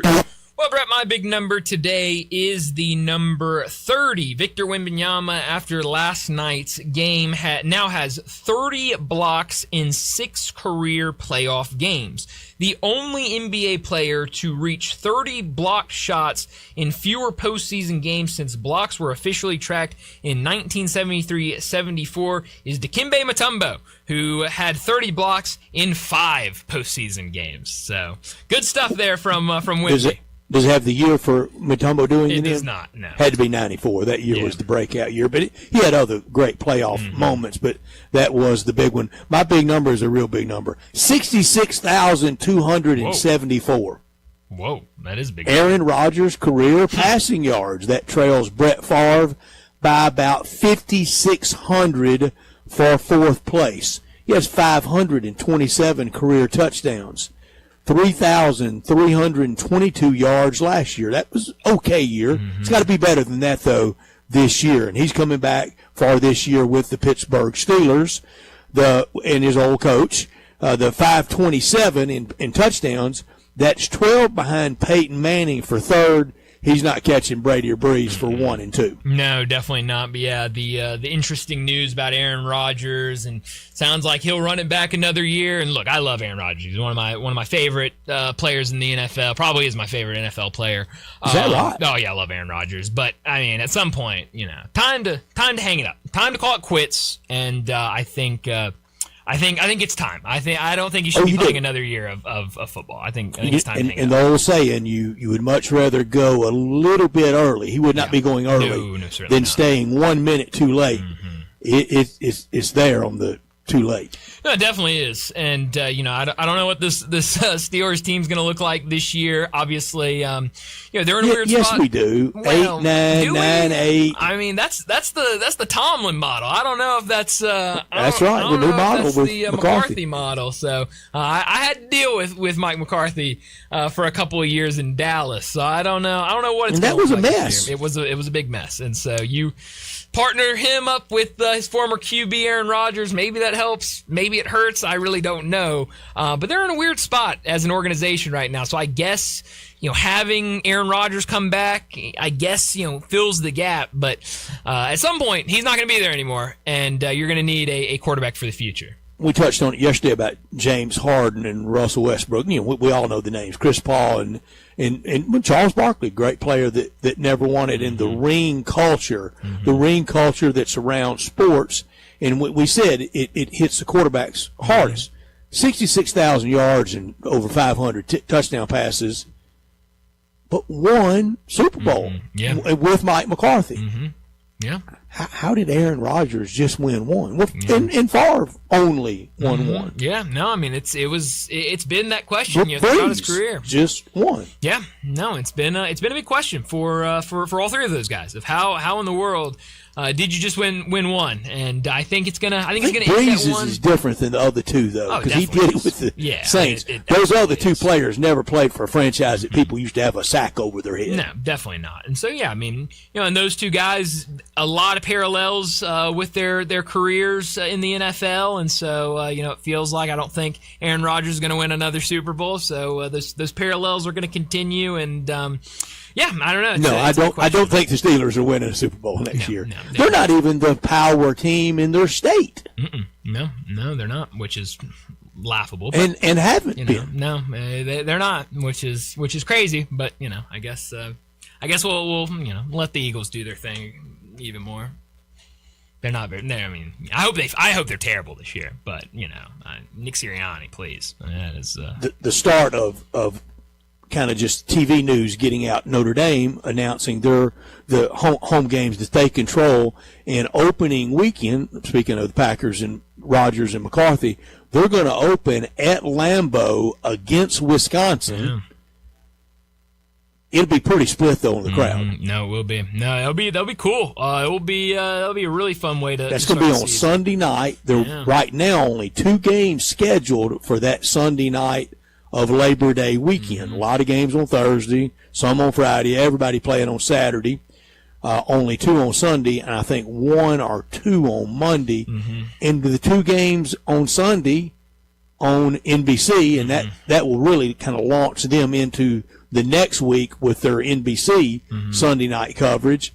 Well, Ole Miss and Louisville are playing that Sunday night on ESPN. They're both kicking off at the same time. Yeah. We need somebody on Sunday afternoon. Yeah, I don't really understand that. I saw a lot of people pointing that out when that Notre Dame news came out, I guess last night, of saying, hey, there's only 2 games that entire day. Like, why in the world are they both starting at the same time? And so Notre Dame on NBC on Sunday night will crush Ole Miss and Louisville in the ratings. Oh, it absolutely will. And so, if one of those 2 games has to kind of, wave the white flag and say we'll move, it would have to be Louisville and Ole Miss, I think. It's not moving. And no, it's not. And so I think, luckily with technology now, you can throw up the 2 games on the same screen or have one on a laptop and have one on TV and, watch them both. But, I think a big missed opportunity to, really, that first week of the college football season, try to get as much as you can, have one in the afternoon, have one at night. But obviously 2 competing stations, they're not going to play nice with each other. And certainly NBC and Notre Dame, they're not conceding to anybody. And I can't blame NBC at all because that's prepping their audience for what's coming next week with NBC and NFL. So, makes a lot of sense for them to do that. It will be a ratings disaster, and what won't help the ratings at all will be Ole Miss beating Louisville about 45-10. So you like Ole Miss -7 in that game? I do. Go ahead and put money on it. That line already out. And Notre Dame a 20.5 point favorite over Wisconsin. So go ahead. Big? Yeah, go ahead and get the week 1 bets in for. That's a long time to be holding on to that money. Yeah, it's a really long time. I will not be placing any bets on any week 1 game. Ole Miss 7.5. Just 7 right now. It's okay. It's at the round number 53.5 the total right now for those games. 45-10 would get you there on side and total. I don't want to tell anybody how to use their money, how to bet. I don't know how I feel about somebody placing week 1 bets in May. But we need a Saturday afternoon menu of games. Yeah, we need a couple of games on Sunday afternoon, and we need some Monday into Monday night. Yeah, no, I know the Tigers and Ole Miss have played in both of those Sunday and Monday afternoon Labor Day spots. Is that right? Wow. Yeah, so I wish we had more, but it does seem like over these last couple of years they've kind of got into that routine of just let's have a couple of games Sunday and then let's have the one game on Monday, and so it looks like they want to stick with that. And a lot of SEC places reluctant to move to that Sunday because you turn around and you play the next Saturday. Ole Miss plays Charlotte, and it doesn't matter if Ole Miss has 6 days or 600 days to get ready for Charlotte. It's going to be a mauling. Yeah, so it's it's an interesting question. I'd like to see more of that, but will be fun for those 2 games on Sunday and then SMU Florida State on that Monday night. But we need to wrap up this second hour, get to another break, and when we return, we're talking all things Tigers, Tiger basketball, Tiger football. We'll talk it all. Greg Gaston, he joins us next.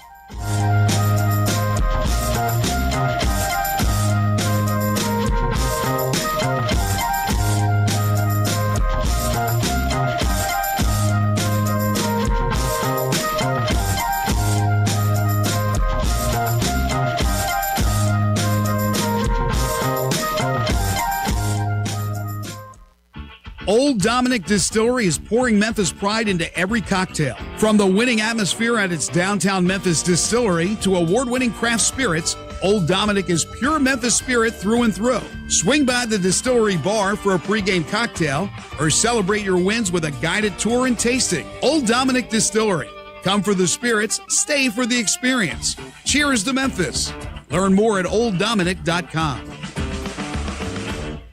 This Mother's Day, the perfect gift is from Gould's. Choose the Mom's Escape package, which includes a shampoo and blowout with style, signature facial, relaxation massage, and a free Babor face serum while supplies last. Or buy Mom a $100 gift card and get $10 off. Offers good through May 10th at any Gould's location. Gould's is always the perfect gift for Mother's Day, with salon and spa services as well as the best hair and skincare products. Gould's Salon Spa, a legacy of style, care, and community since 1932. Happy Mother's Day from Gould's.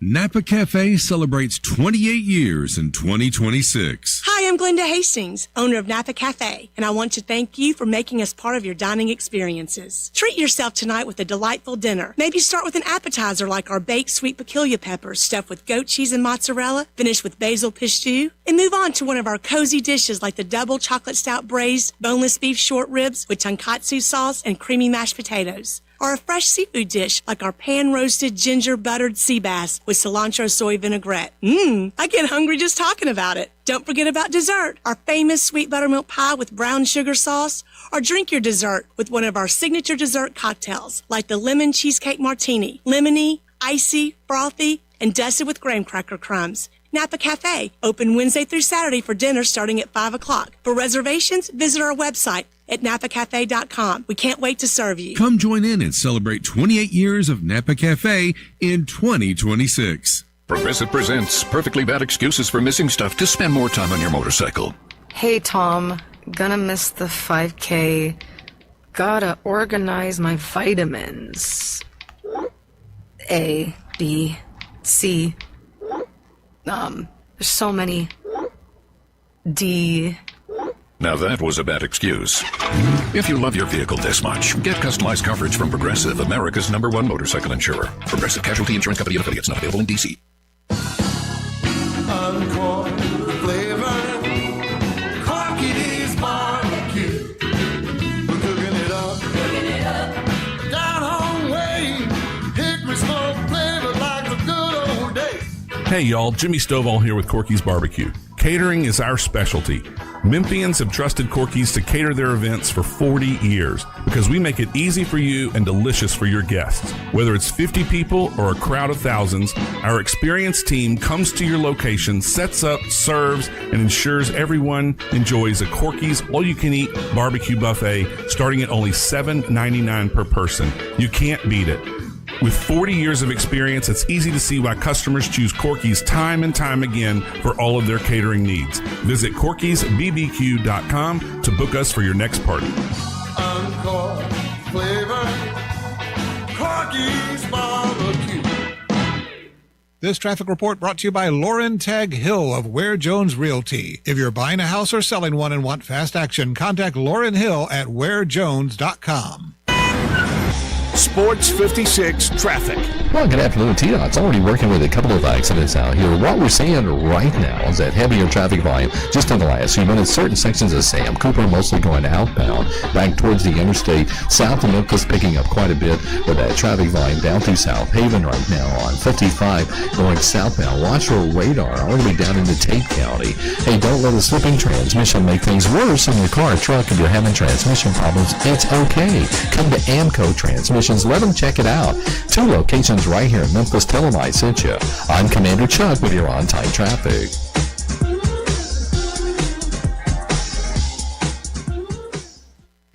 Broadcasting from the Family Leisure Studios, we are Sports 56, WHBQ Memphis, and W253DF Memphis. Now back to Sports Time on Sports 56 and 98.5 FM. Here once again are Brett Norsworthy and Bryant Dacus.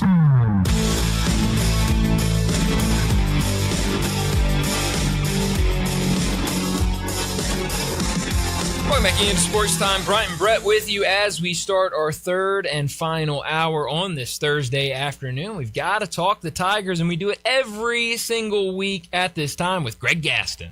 From the Tigers sideline, it's Tigers Talk with Memphis broadcasting legend Greg Gaston. Hear Greg weekday mornings on Sports 56 Mornings, along with Eli Savoy from 7 to 10, right here on Sports 56 and 98.5 FM. On Twitter X at Greg_Gaston. Here's Greg with Bryant and Brett.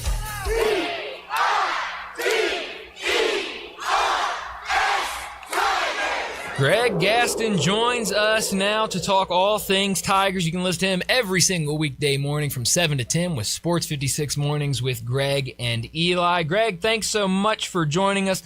Last week when we talked with you, we were talking about the idea of maybe landing Tylik Weeks, Cornelius Williams, both those guys committing on Friday. What do you make of the addition of both those guys?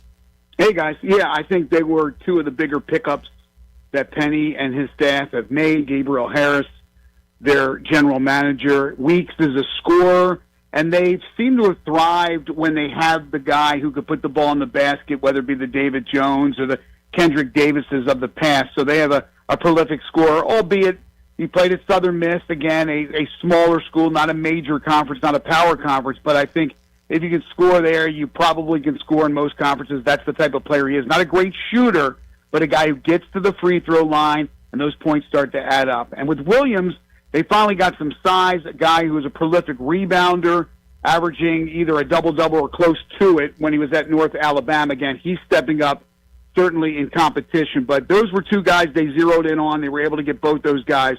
So I would put them up there with the Jaden Reed signing and a couple other guys that they got so far to be really the top of their class.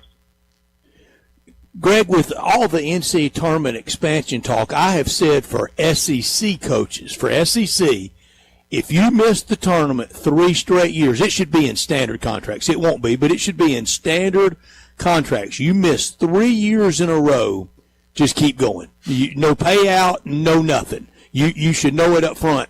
How do you think this affects the fans' expectations for Coach Hardaway and what should be administratively the expectations? But it doesn't feel like these new carve-out spots are really for his league. You know, it's interesting, Brett, because I was reading, I'm sure you guys read the quote from John Calipari this afternoon, and Cal said that with the additional teams, with the increase to 76 teams, that the bulk of the spots should go to the group of 6. And it's nice in theory, but I don't think Cal will be right. I think it will still go to, the bulk of them will go to the power conferences. So I don't know if it changes much of anything, although there are the additional teams that will be in the tournament. So more teams in, that would, you would think, put a little bit more pressure on teams to get there since the field has expanded. For Memphis, I don't think the expectations change. Even in this world of the NIL, even in this world of the transfer portal, Memphis is expected to be right there, to win a conference championship, to be in the NCAA tournament.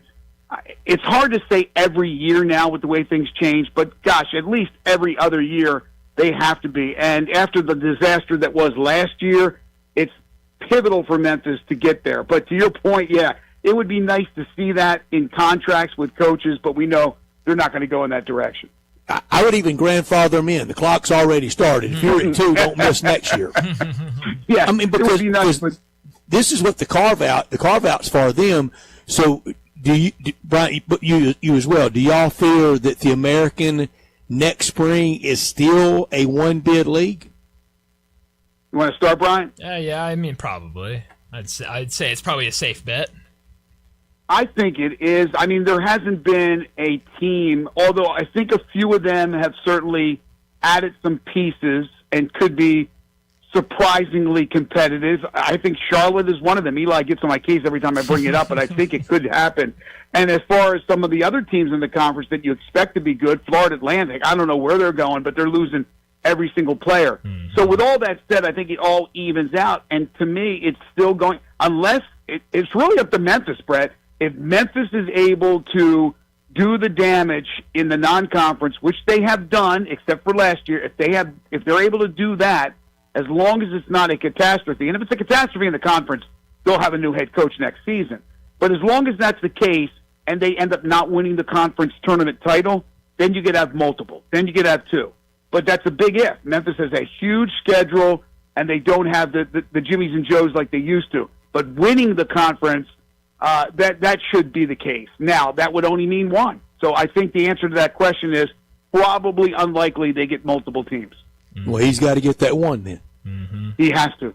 Yeah, he has to. It'll be very important. Greg, I saw you retweet this yesterday, I believe it was, but there was a list out there. Tobias Bass, who works for The Athletic, he put his transfer portal mid-major winners. I believe it's a list of 23 teams, 4 American teams in that list: USF, Wichita State, UAB, East Carolina. Those are the 4 teams out of the 23 teams he listed from the American. No Memphis on that list for transfer portal winners. Startling. Isn't that startling? Yeah, very much so. Give credit to, again, these other schools if that is truly the case. And I just mentioned Charlotte because they brought in Wes Miller and he brought some of his guys, and so it's understandable. But, yeah, if 4 teams are ahead of Memphis, then what's going on with what they think Memphis has picked up in the portal? To me, I think that the staff has done a good job in identifying players that come from all ilks, whether it be guys from power conference schools, like in the case of Reed, like in the case of Cummings, or smaller schools, or true freshmen that are coming in. It's a nice mixture. Maybe it's because they don't see really much as far as the bigs are concerned, although Williams is a rebounder. I don't know how, guys, that Memphis wouldn't be considered one of the 4, if you're going to leave it at 4, in the American Conference. It's hard for me to believe that 4 teams in that conference have done better in the portal than Memphis. Mm-hmm.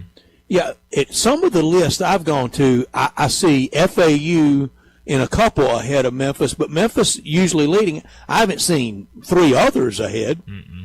No, and look, FAU lost a ton. They lost a ton from that team. Of course, all these teams lose a ton. And any players that are worthy of moving up, they move up. They're going to get more money. They're going to get more opportunities. It's very rare when somebody's going to stay. I thought Florida Atlantic lost a lot.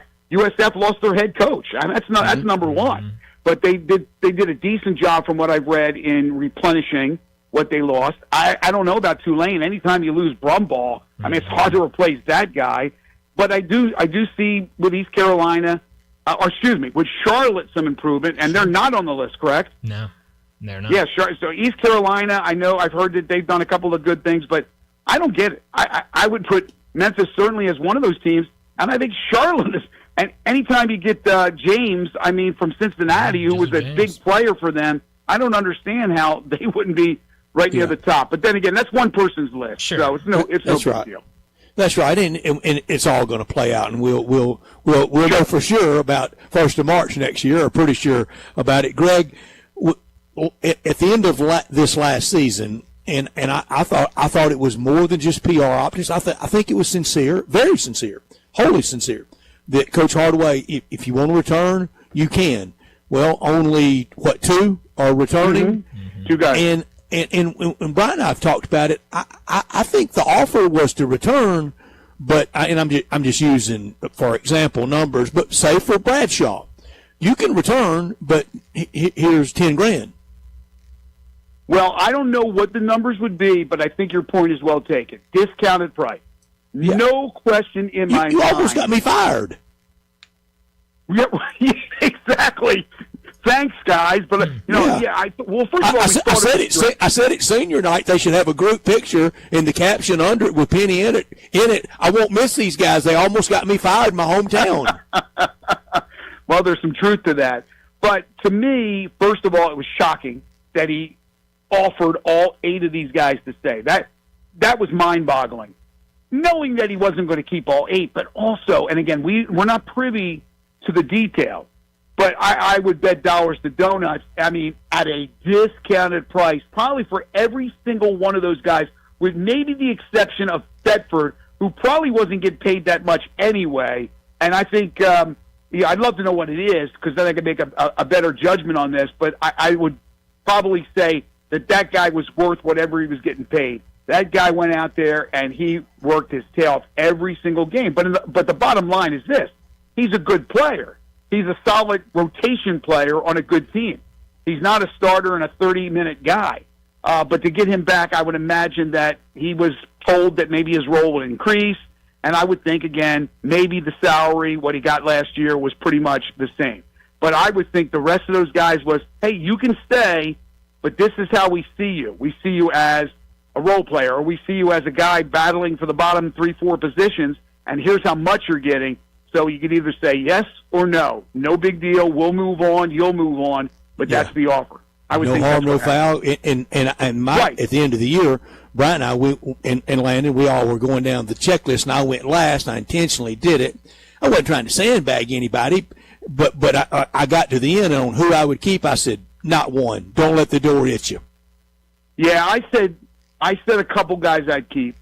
Thetford was one of them. I just like the way he plays. Majok was another one because I thought he showed signs and had some promise of the bigs, but obviously they didn't keep him. I'm trying to think if there was a third, but it was only 2 or 3 guys. I mean, why are you going to try to keep 8 guys when they were terrible? The team was terrible. I mean, look at and Greg. I know there are people right now, man. Listen to these guys cracking on these players after they're gone. No, I cracked on them while they were here last year. They went 13-19. Look, it's not something we're saying that's out of the realm of what happened. I mean, everybody saw what they happened. This is not a knock on every individual player. This is a knock on them collectively as a team. They didn't play well together as a team. There was a lot of voids. Some of that you can blame on Penny and the staff. They didn't have shooting. They did not have outside shooting. They did not have rebounding. So they even though they had tall guys, 3 or 4 guys that were tall, I mean, a couple of them 7 foot, they still were terrible rebounders. The best rebounder on the team was Thetford. That's why I said at 6'5", the guy's a dog. Well, so far with this team, they have looked at different areas that were not good, and they have gone out and they have, I think, found some remedies, including shooting. But they did not yet address what they really need, and that is a couple of bigs.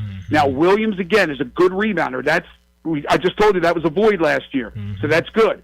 But these next 2 spots, and I'm going to assume he's going to use both of them. Some say he'll use one. I think he'll use both of them. We don't know what money's being thrown out there. We don't know what money's left. But they have to get bigs. They have to have some size. And I know this is not a big conference as far as teams that are just huge, but if you're going to play respectable against the Louisvilles and the Texas and the Vanderbilts that you're playing non-conference, you have to have some sort of a defensive front on the front line. If not, they're just going to tear you apart. Size matters. I mean, size does matter. It's a game that you know the court, the basket, the free throw line, everything's measured. It matters to have some bigs in there. Last thing I promise, and I'll move on about this. I thought it was a boss move by Penny. Yeah, you can come back, sure, but it's going to be at this rate. But it'd be almost like for me, you know, Greg, Landon, Bryant. Tomorrow, I'm bringing in lunch for all of us. Don't y'all worry about any lunch. And I bring in a tin can, you know, Vienna sausage. Y'all don't want that. No, I'd pass on that and look to see where I could find a better, healthier, more fulfilling lunch. Right. So yeah, I mean, it's an interesting concept. I don't know if any other coaches have done that where they've offered everybody on their roster, but could you imagine though? How about if all 8 of them said yes? That would be really, really strange. So that's why at a discount, and then you have your dollars, your big money targeted at 3 or 4. That wouldn't have been that bad. Well, here's the problem: you got 8 guys. You got 8 guys. Maybe 2 of them can actually play. Let's be honest. And now you got 6 players that are just, I don't want to say worthless, but you know what I'm trying to say. These are 6 guys that are going to be at the bottom of or at the end of the bench that aren't playing. Whereas if you went completely, or the way they did it now with 2 guys coming back, or even if they brought nobody back, now you have the complete amount of money, whatever that money may be. If it's $5 million, if it's a little bit more than $5 million, you have that to disperse. So it's starting new because, again, you may be paying the wrong guys. Who knows with any of these schools out there. But no, I think it would not have been good if all 8 of them came back, to be honest with you. Now the problem, again, this is a good problem. Sometimes it can be a bad problem. But I'm sure that you guys, especially you, Bryant, you've probably looked at this roster so far and tried to figure out, okay, we know Penny talks about limiting rosters, or not rosters, but limiting rotations. Yeah. But he always seems to play 10, 11 guys. Well, certainly at the beginning of the year, I would think that there's going to be double digits as far as players because there's a lot of options here, and if they all turned out to be good in practice, nobody's a dud, what are you going to do? What are you going to do with the youngsters, especially a Fred Smith? And they're still going to add more than likely 2 more guys. So how many guys would be in that rotation? They went out and got shooters. They got a point guard. They got some 2-3 guys in the 2-3 position who I think can play wings. It's going to rear its ugly head once again, I guarantee you. But like I said, it may not be a problem if all the guys know their roles, play their roles, and play with chemistry. The problem is when guys start to complain that they're not getting their shots. Some guys are mad because they're not getting the minutes they thought they would be able to get, and then it's implosion. But that can happen, again, at any program, whether it be a major program or a smaller program. Yeah, no, it definitely can. I mean, you mentioned it, that 2 more spots available. You imagine if you fill both those spots, you got to go big and shore up that front court. You got to imagine at least one of those guys will be getting playing time. So, yeah, and it's not like now, last year you started the season against San Francisco at home. San Francisco, a good program, not a great season for them last year. But this year, you start the season against Iowa State on a neutral site. I mean, it's not like they're going to slowly on a Monday afternoon, probably. Yeah, I mean, it's going to be a quick start. So I don't know when. I know that was the conversation last year and the year before about when all the guys got to campus. Hopefully, this whole new group of guys, hopefully they get to campus early and you can kind of start trying to figure out some of those rotations before you really hit the ground running against the Cyclones. It's pivotal. It's absolutely pivotal. They jump right into the fire. I've been reading some of the responses from the players themselves when Penny adds a player and they say, a couple of them are like, welcome, can't wait to work with you and all that. That's fine and dandy. It's now let's see when they get out there and practice and what the chemistry will be like, especially that first game, because we're not all going to have the ability to be able to watch practices and see how they look in practices. We'll just hear what players have to say and what Penny has to say. But the earlier they can all arrive on campus, the more chance that they will form that chemistry, which you want.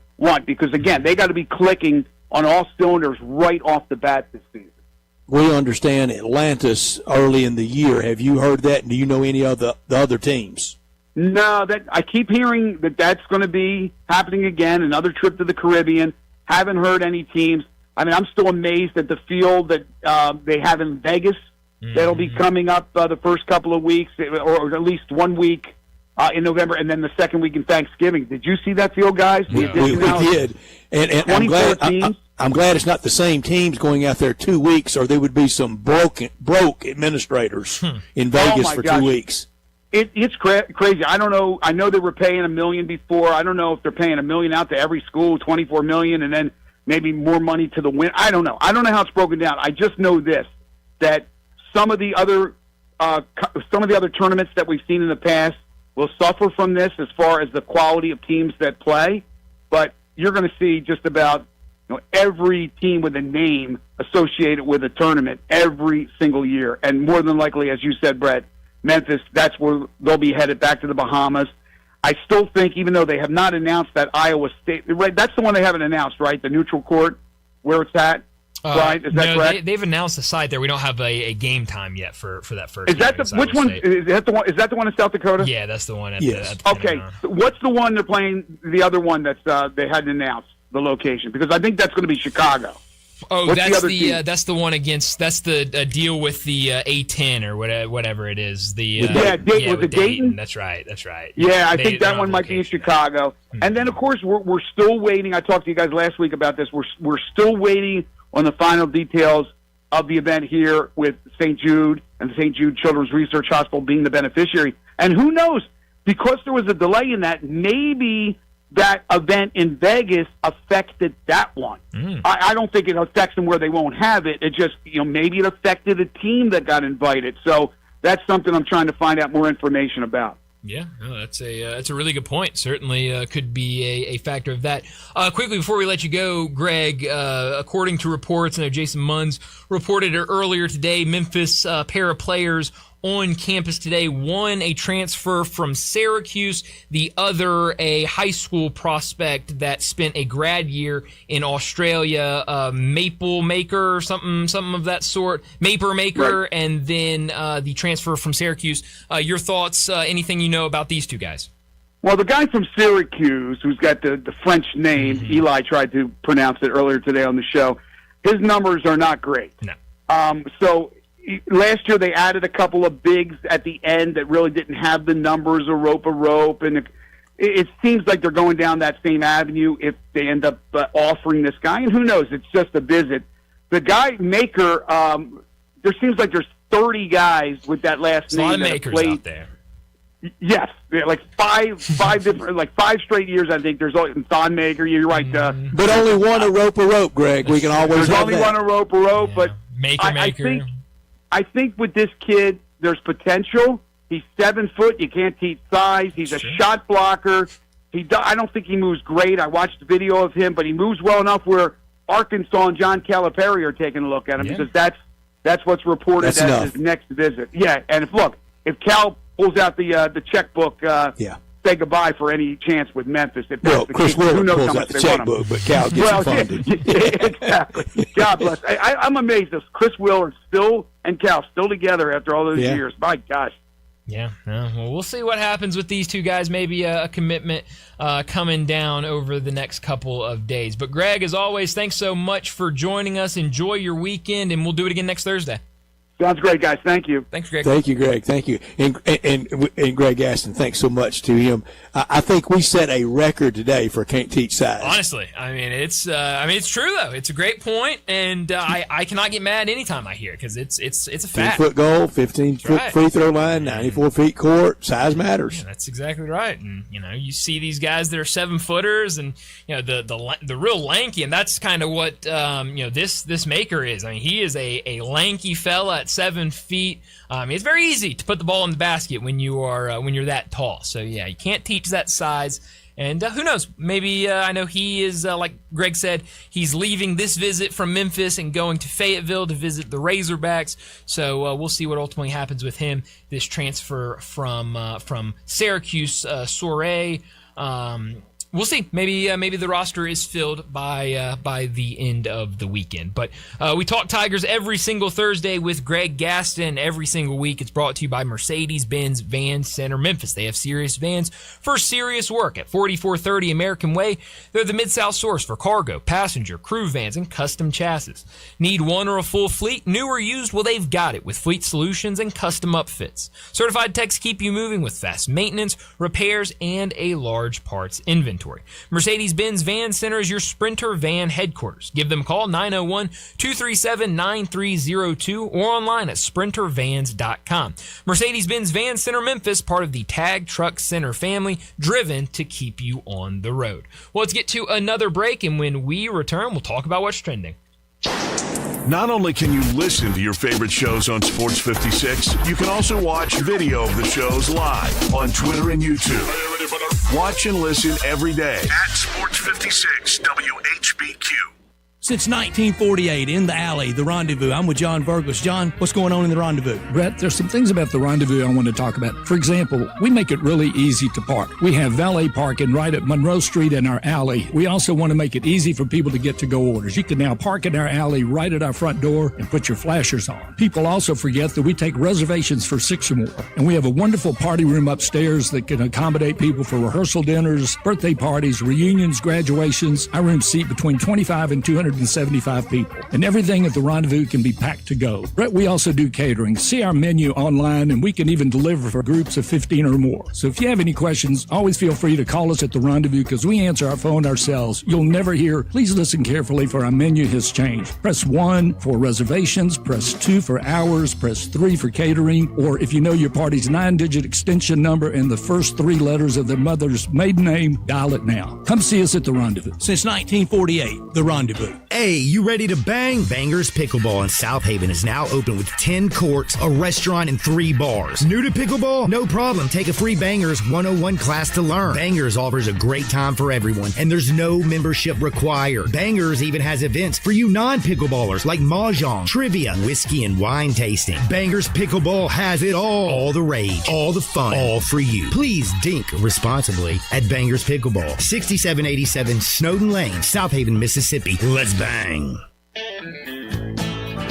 Hi, this is Troy Fiveash, owner of Fiveash Roof Services. Do you know what Penny Hardaway and I have in common? We should both be in that building celebrating the best basketball players of all time. Of course, I'll have to buy a ticket to get in, but he should already be there. But seriously, we both surround ourselves with the best people we can find. We work hard to achieve our goals, and we are both among the best in our respective fields. At Five Ash, we can't win titles or get national awards, but what we can and do strive to do is give 100% of ourselves to give you the best product possible and one you can be proud of. So if you need a roof, siding, or gutters, give us a call at 901-367-0050, and we will do everything we can to provide you the best of everything. Five Ash Roofing. Fair, honest, and ethical. 367-0050 or memphisroofer.com. 367-0050 or memphisroofer.com. Five Ash Roofing, it's what we do. We're here for you. Rick's Powder Coating, for a beautiful finish every time. Rick's Powder Coating specializes in automotive, ornamental, residential, and industrial coating.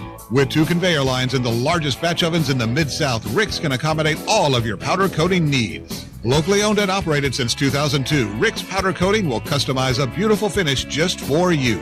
Drop by or call to see how Rick's Powder Coating can bring color to your life. 901-367-2771 or rickspowdercoating.com. Cleanliness is next to impossible unless you call High-Low Commercial Services. For 15 years, High-Low's dedicated team has been cleaning offices throughout the Mid-South. High-Low's janitorial services are customized to your business. Clean once, quarterly, or ongoing, and get the JRD guarantee. We clean until you're satisfied. High-Low Commercial Services, the biggest and the best in the Mid-South. Visit MrCleanTeam.com. That's MrCleanTeam, MrCleanTeam.com for High-Low Commercial Services. This traffic brought to you by Old Dominick Distillery. Come for the spirits, stay for the experience. Cheers to Memphis. Learn more at olddominick.com. Sports 56 traffic. Good afternoon. We had that earlier crash that slowed down traffic. Talk about wrong place, wrong time. 240 eastbound in Getwell. It's already heavy on that side of town with that traffic trying to get down past Mill Branch. Again, all the way down to Getwell. It's been slow go as they mop up this accident involving multiple cars actually on 240 east again at Getwell in its cleanup stages. That earlier wreck was over there long enough to slow down that traffic on 240 east between Poplar and Walnut Grove. It's trying to move a little bit better up through there, but it is heavy. Hey, don't let a slipping transmission make things worse on your car and truck. If you're having transmission problems, it's okay. Come to Amco Transmissions with 2 locations right here in Memphis. I'm Commander Chuck, your on-time traffic. Now back to Sports Time on Sports 56 and 98.5 FM. Here once again are Brett Norsworthy and Bryant Dacus.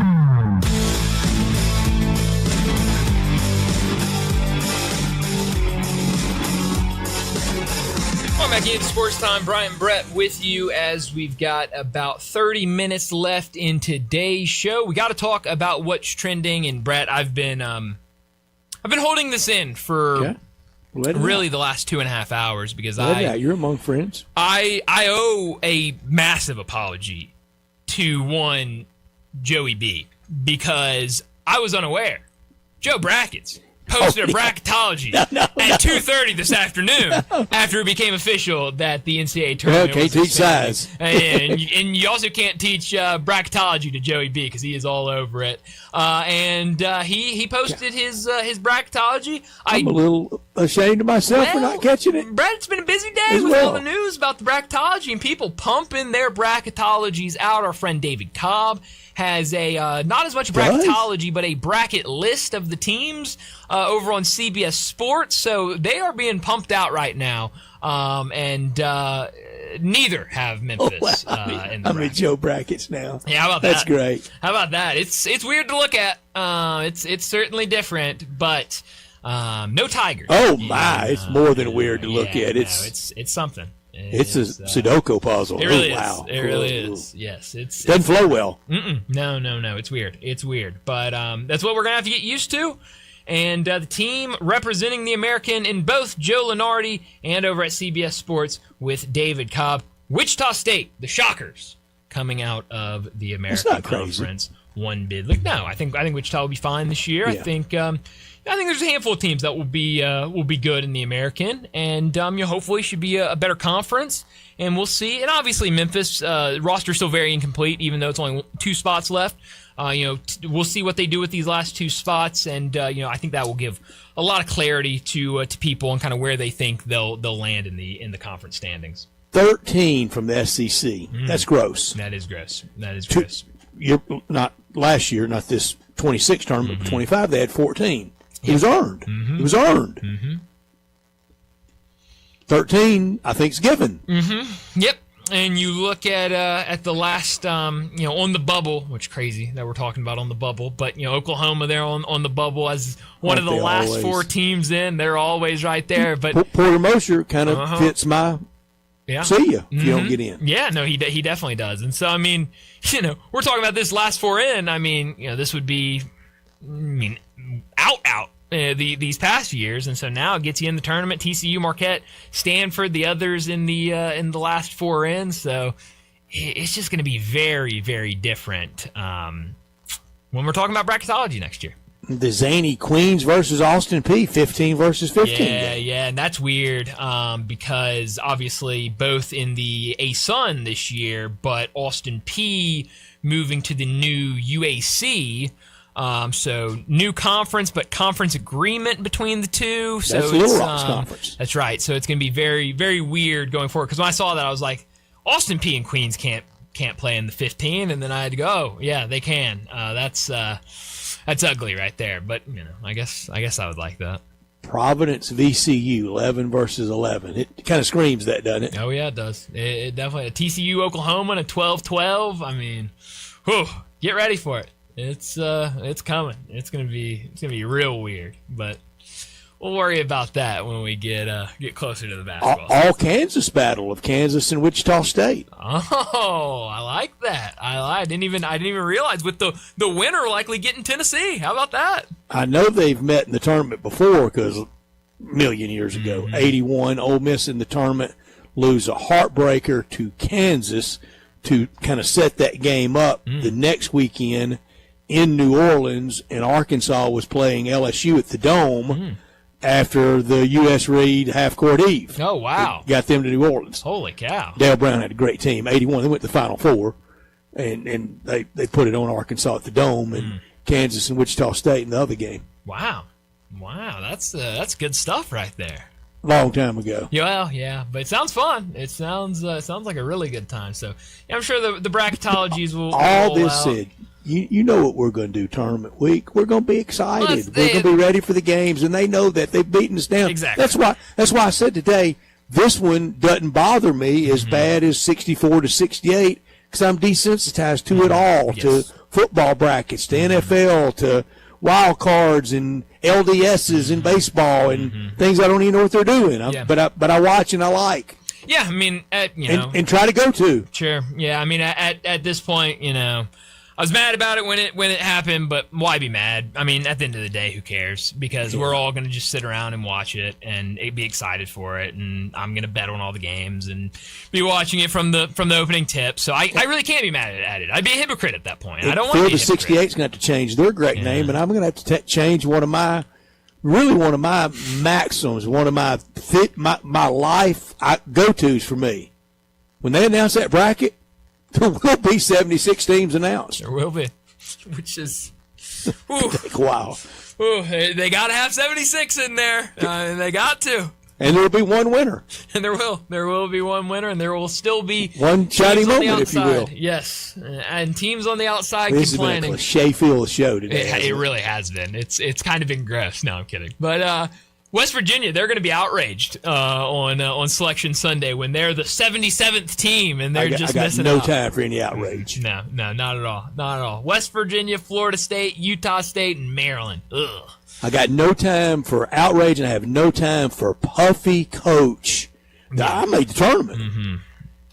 Yeah, Porter Moser made the tournament. How about that? And you're the what would that be? They would be the 74th team in. Yeah. Oh man, go get the parade ready for being the 74th team in the NCAA tournament. So that's going to be real weird. But tonight, you mentioned it earlier, Brett, kind of a weird night in terms of viewing because it is a night where the NBA playoffs are going and both games on streaming, both on Amazon Prime and tonight on ESPN. We'll get a doubleheader of Major League Baseball starting at 6 o'clock with Rays and Red Sox, and then Cardinals and Padres to end the night at 9 o'clock. So a late night for Cardinals fans. But in the NBA, doubleheader starts here in a little bit with Detroit and the Cavaliers. You think Detroit can pull it out again in Game 2 tonight against the Cavs? I do. I think they'll play even better. We'll see just how loose, how unlocked, how after the near-death experience in the first round, how good they are. And I agree with Keith Smith so much on almost anything he says, but you better believe in Cade. Oh my gosh! I mean, he has had star written all over him for a while, and now really kind of stepping into it has been awesome. And I think him and Duren both still really young, and I think you could really build a fun team around those two guys and have a lot of success. Obviously, all the success this year. We'll see what they can do. But as those two guys grow together, as they start putting pieces around them, we could be talking about a really fun era for the Pistons. But Cavaliers, they were in the same spot last year. Being the top team out of the East and trying to make some noise, they get eliminated really early. And so now trying to say, hey, we've got a team that can compete. But we talked about it after that Game 1.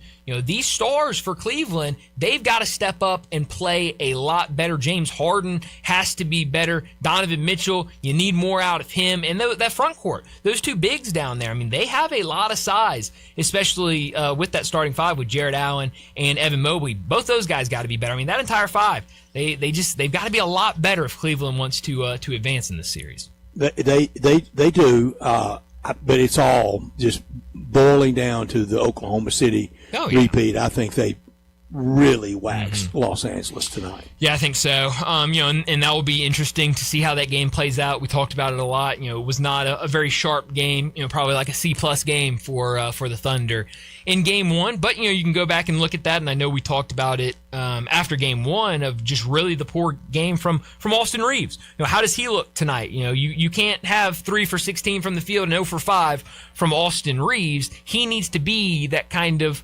second, third option for the Lakers if they're going to have success. The problem is when you're playing this Oklahoma City team defensively, I mean, they just get after you from the opening tip till the final buzzer, and it's really hard for some of these guys to really step it up. So when there's 3 Carusos out there, yeah, I mean, it's from the top of that lineup pretty much down for them, and Caruso is awesome, especially defensively. Lou Dort, what he brings defensively, SGA is a MVP caliber defensive player. They just got so many guys and so many options and guys that are switchable and can guard multiple positions. It's really special what they do. And so, the Lakers have to have guys that can step up. And, in Game 1, they just didn't have many guys they just that were don't able have to do enough. That. No, and especially with Luka out. I don't know that anyone else has enough. No, it's really tough. I hope we see Thunder and Spurs in the Western Conference Finals. I think the Spurs are about the only team that can really match OKC and, did it in the regular season. Can they take that success and do it in the postseason? Time will tell, but I do think that would be a fun Western Conference Finals if we got that. I picked San Antonio, but I'm for Minnesota. I'm for Mike Conley. Yeah. And I know the Spurs in the Wemby 12, 15-year run, they're going to get 2 or 3 or 4, and we can just delay that for a while. I'm not ready for them to be back in it this quickly. Yeah, and we'll see. Obviously, last night looked a whole lot better against Minnesota than in Game 1. I mean, what's next? Golden State signs LeBron and they're back next year? Well, who knows? I mean, you just look up LeBron James' next team and you'll see everywhere. 7 teams listed, and it's all the big dogs. So who knows where he's going? Even Miami in one store. Oh, I'm sure that's that'd be a fun kind of story to get going. Of let's run it back again. I've seen Miami, Dallas, back to Cleveland, stay in Los Angeles with the Lakers, go to the Clippers. That's 5. Golden State 6, Knicks 7. You're right. That's at least that. I just kind of threw a number out, but it's a lot of teams. So, that's definitely going to be a story. But right now, he's going to need to turn back the clock, which is very easy to say for LeBron James because he still looks like he is in his prime, even though he is up there in age. But, Rui, Austin Reeves, somebody's got to step up and be that number 2 option tonight. And I just don't know if they have that in them. But we'll see later tonight if somebody can step up and do it again. These 2 games, the first one starting at 6 o'clock, Cavaliers and Pistons. Right now, Detroit 3.5-point favorite, total 215.5, and then 8:30 also on Prime, Lakers and Thunder. OKC again a 15.5-point favorite. Crazy to even see that in a playoff game. We'll see what happens tonight. But let's go ahead and get to our final break of the day. And when we return, we'll wrap up today's show like we always do with Moe's Crunch Time.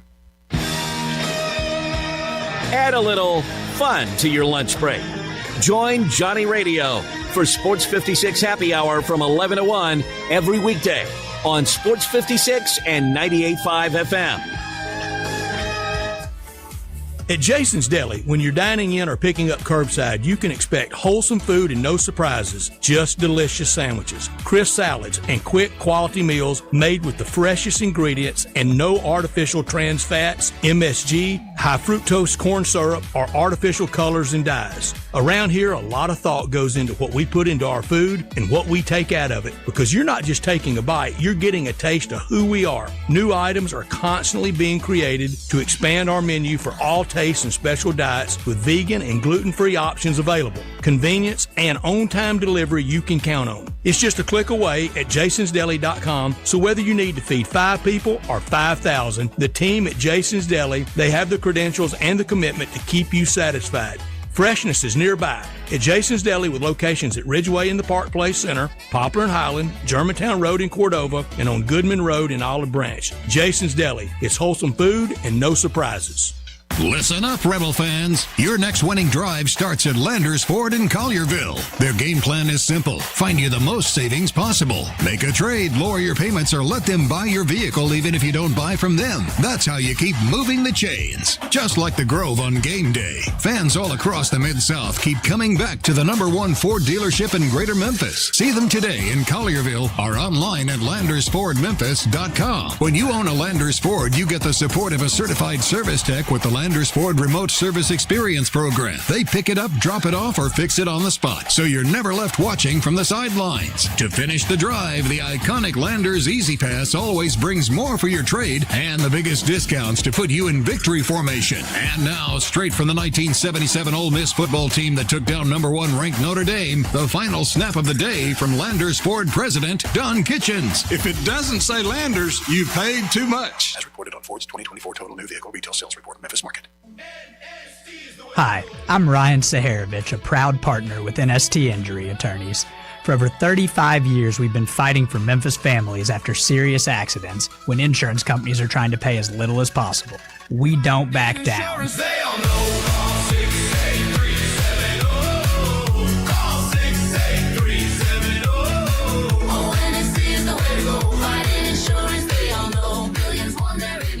NST is the way to go.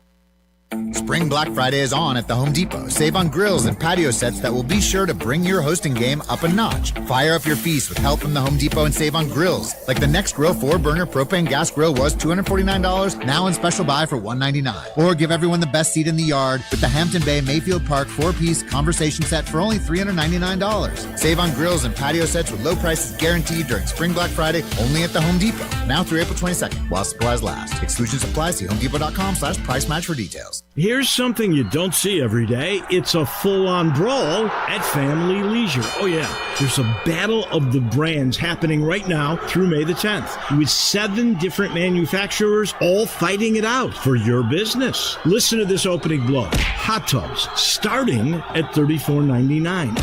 Ouch! Then followed up with a mean right hook of swim spas starting at $16,999. That's a starting price. There are so many deals right now at Family Leisure, and the prices are just too low for me to even mention on the radio. One thing I can tell you, if you stop by Family Leisure and tell them you heard this on the radio, you're going to get a free cover lift with your spa purchase. But you better hurry in before all these great deals get knocked out. Technically, this is called the Hot Tub and Swim Spa Expo, but we're calling it the Battle of the Brands, happening now through May 10th at Family Leisure, Whitten Road and I-40, where family and fun come together. Hi, this is Troy Five-Ash, owner of Five-Ash Roof Services. I wanted to take a minute and discuss advertising with you. There are so many websites that list the best service provider in your area. Even the BBB has an accredited list. You know the one thing they all have in common? A company like mine has to pay to get on that list. So that begs the question, can those lists be trusted? You know what can be trusted? History. We've been around for almost 30 years providing customers with the best service and the best products that we possibly can. So if you need a roof, siding, or gutters, give us a call. We'll come talk to you and let you decide for yourself whether or not we know what we're talking about. Five Ash Roof Services. Best products, best warranties, and in many cases, the best price. We're fair, honest, and ethical. 367-0050 or MemphisRoofer.com. 367-0050 or MemphisRoofer.com. Five Ash Roofing, it's what we do. We're here for you. Looking for a new home? Then look to the real estate agent who can help you find just what you're looking for. Lauren Tagg Hill with Ware Jones Realtors. Hi, I'm Lauren, and I know the Memphis housing market in and out. Whether you are buying or selling, I've got you covered. So stop looking, start living in your new home today. Call me at 901-550-0330 or my office 901-450-4011 or go to our website warejones.com and let Lauren Hill make your dream home become a reality. Crunch Time is brought to you by Humdinger's Corporate Catering. Enjoy tacos made with crunchy slaw, grilled fish, and chicken, and the best taco sauce in town. Find out more, call Jenny Nash at 901-606-3172. Now back to Sports Time on Sports 56 and 98.5 FM. Here once again are Brett Norsworthy and Bryant Dacus.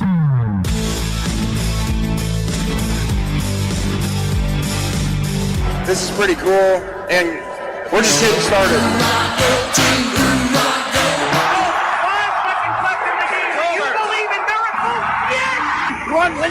Spanning the globe. Go crazy, folks! Go crazy! This game has always been called the world's greatest cocktail party. Do you know what is going to happen here tonight? This is for all the biggest Crunch Time. You are looking live. In your life have you seen anything like that? Crunch time between the hedges. The ball game is over, and Memphis has its first win in 16 tries, its first win ever against its fierce in-state rival Tennessee. It's obviously Crunch time.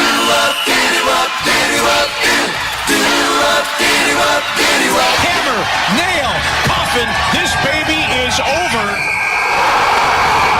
Crunch Time is brought to you by Moe's Southwest Grill. Need catering? Moe's Taco Truck is always ready to cater for you. Just give Jenny Nash a call, 901-606-3172. Moe's.com. It's your go-to for all your taco crunch time emergencies.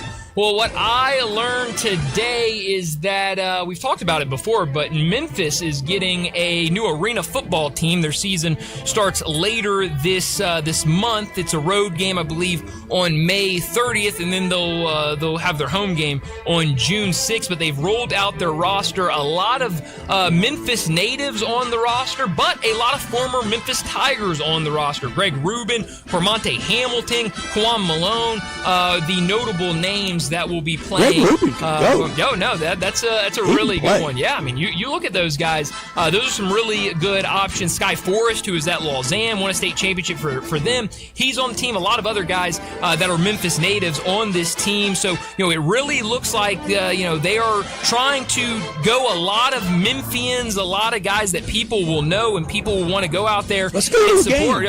Brett, I'm going to be at every single game. I'm very excited for the season. Very excited for the Hound Dogs, and I think going to be really cool. Jeff Brightwell going to be on the call for those games. Matt Infield, that's right. So those two I've been to Hound Dog games. I've been to arena football, and now they're the arena football team. That's right. So it should be a lot of fun as that gets started later this month. Once the CFL team now merging, oh, wow. How about that? It gets confusing, Yeah, it definitely does. What I learned, Players Era Tournament expanding to 24 teams over 2 weeks in the LV with ESPN as the network. 8 teams the week of November 16th. Thanksgiving week, Feast Week. I love it. One of my, if not my favorite week of sports of the year with everything going on.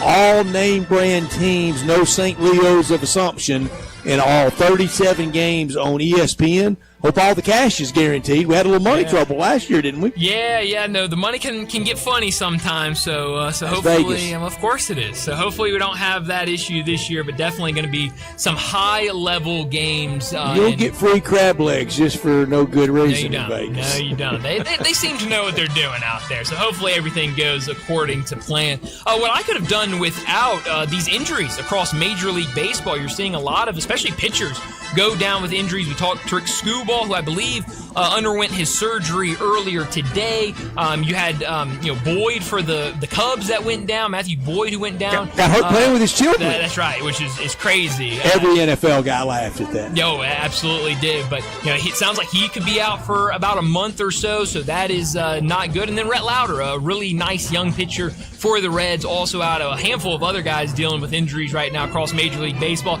You never want to see it, but it feels like we're seeing a lot of it right now. What I could have done without, I don't like the Sunday of Labor Day weekend, those two great games at the same time. We need somebody to go that afternoon. Here's the team that can do it, A&M and Missouri State. They should be playing at 2 o'clock that afternoon. I know the next week A&M's got Arizona State maybe. Okay. They beat Missouri State 40 no matter when they play them or who's coming up next. Yeah, I would love for one of these Saturday games to make the move to Sunday and just kind of give you a little bit more. We're all going to be so hungry at that point for football, so spread it out a little bit. We got to have it. That's right. Got to. So I would love to have one of those games move to Sunday, but I doubt we get anything like that. But where are you beaming tonight? San Diego for Cardinals and the Padres. First of 4 in Diego. Padres 22-14. Cardinals 21-15. 11-5 on the road. Let's see how they perform at Petco Park. We've been waiting for the bottoming out. Kind of scared it's this 4-game in San Diego. Yeah. I don't want to think any bad thoughts. The juju needs to be good as they head to the West Coast, but I don't know. It's going to be late nights, and it could feel even later if things start to turn. But beam me to the first game tonight in the NBA. It gets started here in just a couple minutes on Prime Video. Cavaliers and Pistons. The line right now, Detroit, a 3.5-point favorite, a lot closer than the second game where OKC is a 15.5-point favorite. But let's see how these two teams look in the second game. You saw the Cavaliers play the Pistons tough in game 1. Pistons able to run away with it a little bit at the end. Does that happen again tonight? Do the Pistons cruise, or can the Cavaliers make this one interesting? Odd TV night, both NBA games on the Prime, and then the hockey on TNT. Only one hockey game tonight. So. Only one, and that's not hard to find. And then 2 baseball games on ESPN. Yeah. So definitely interesting. I wish we had 2 hockey games tonight instead of just the one, but it'll be fun to watch Major League Baseball on ESPN, and then the basketball over on Prime, a little hockey as well. So should be a lot to keep an eye on. But that's all the time we have. Enjoy the rest of your night. We'll talk to you again tomorrow afternoon.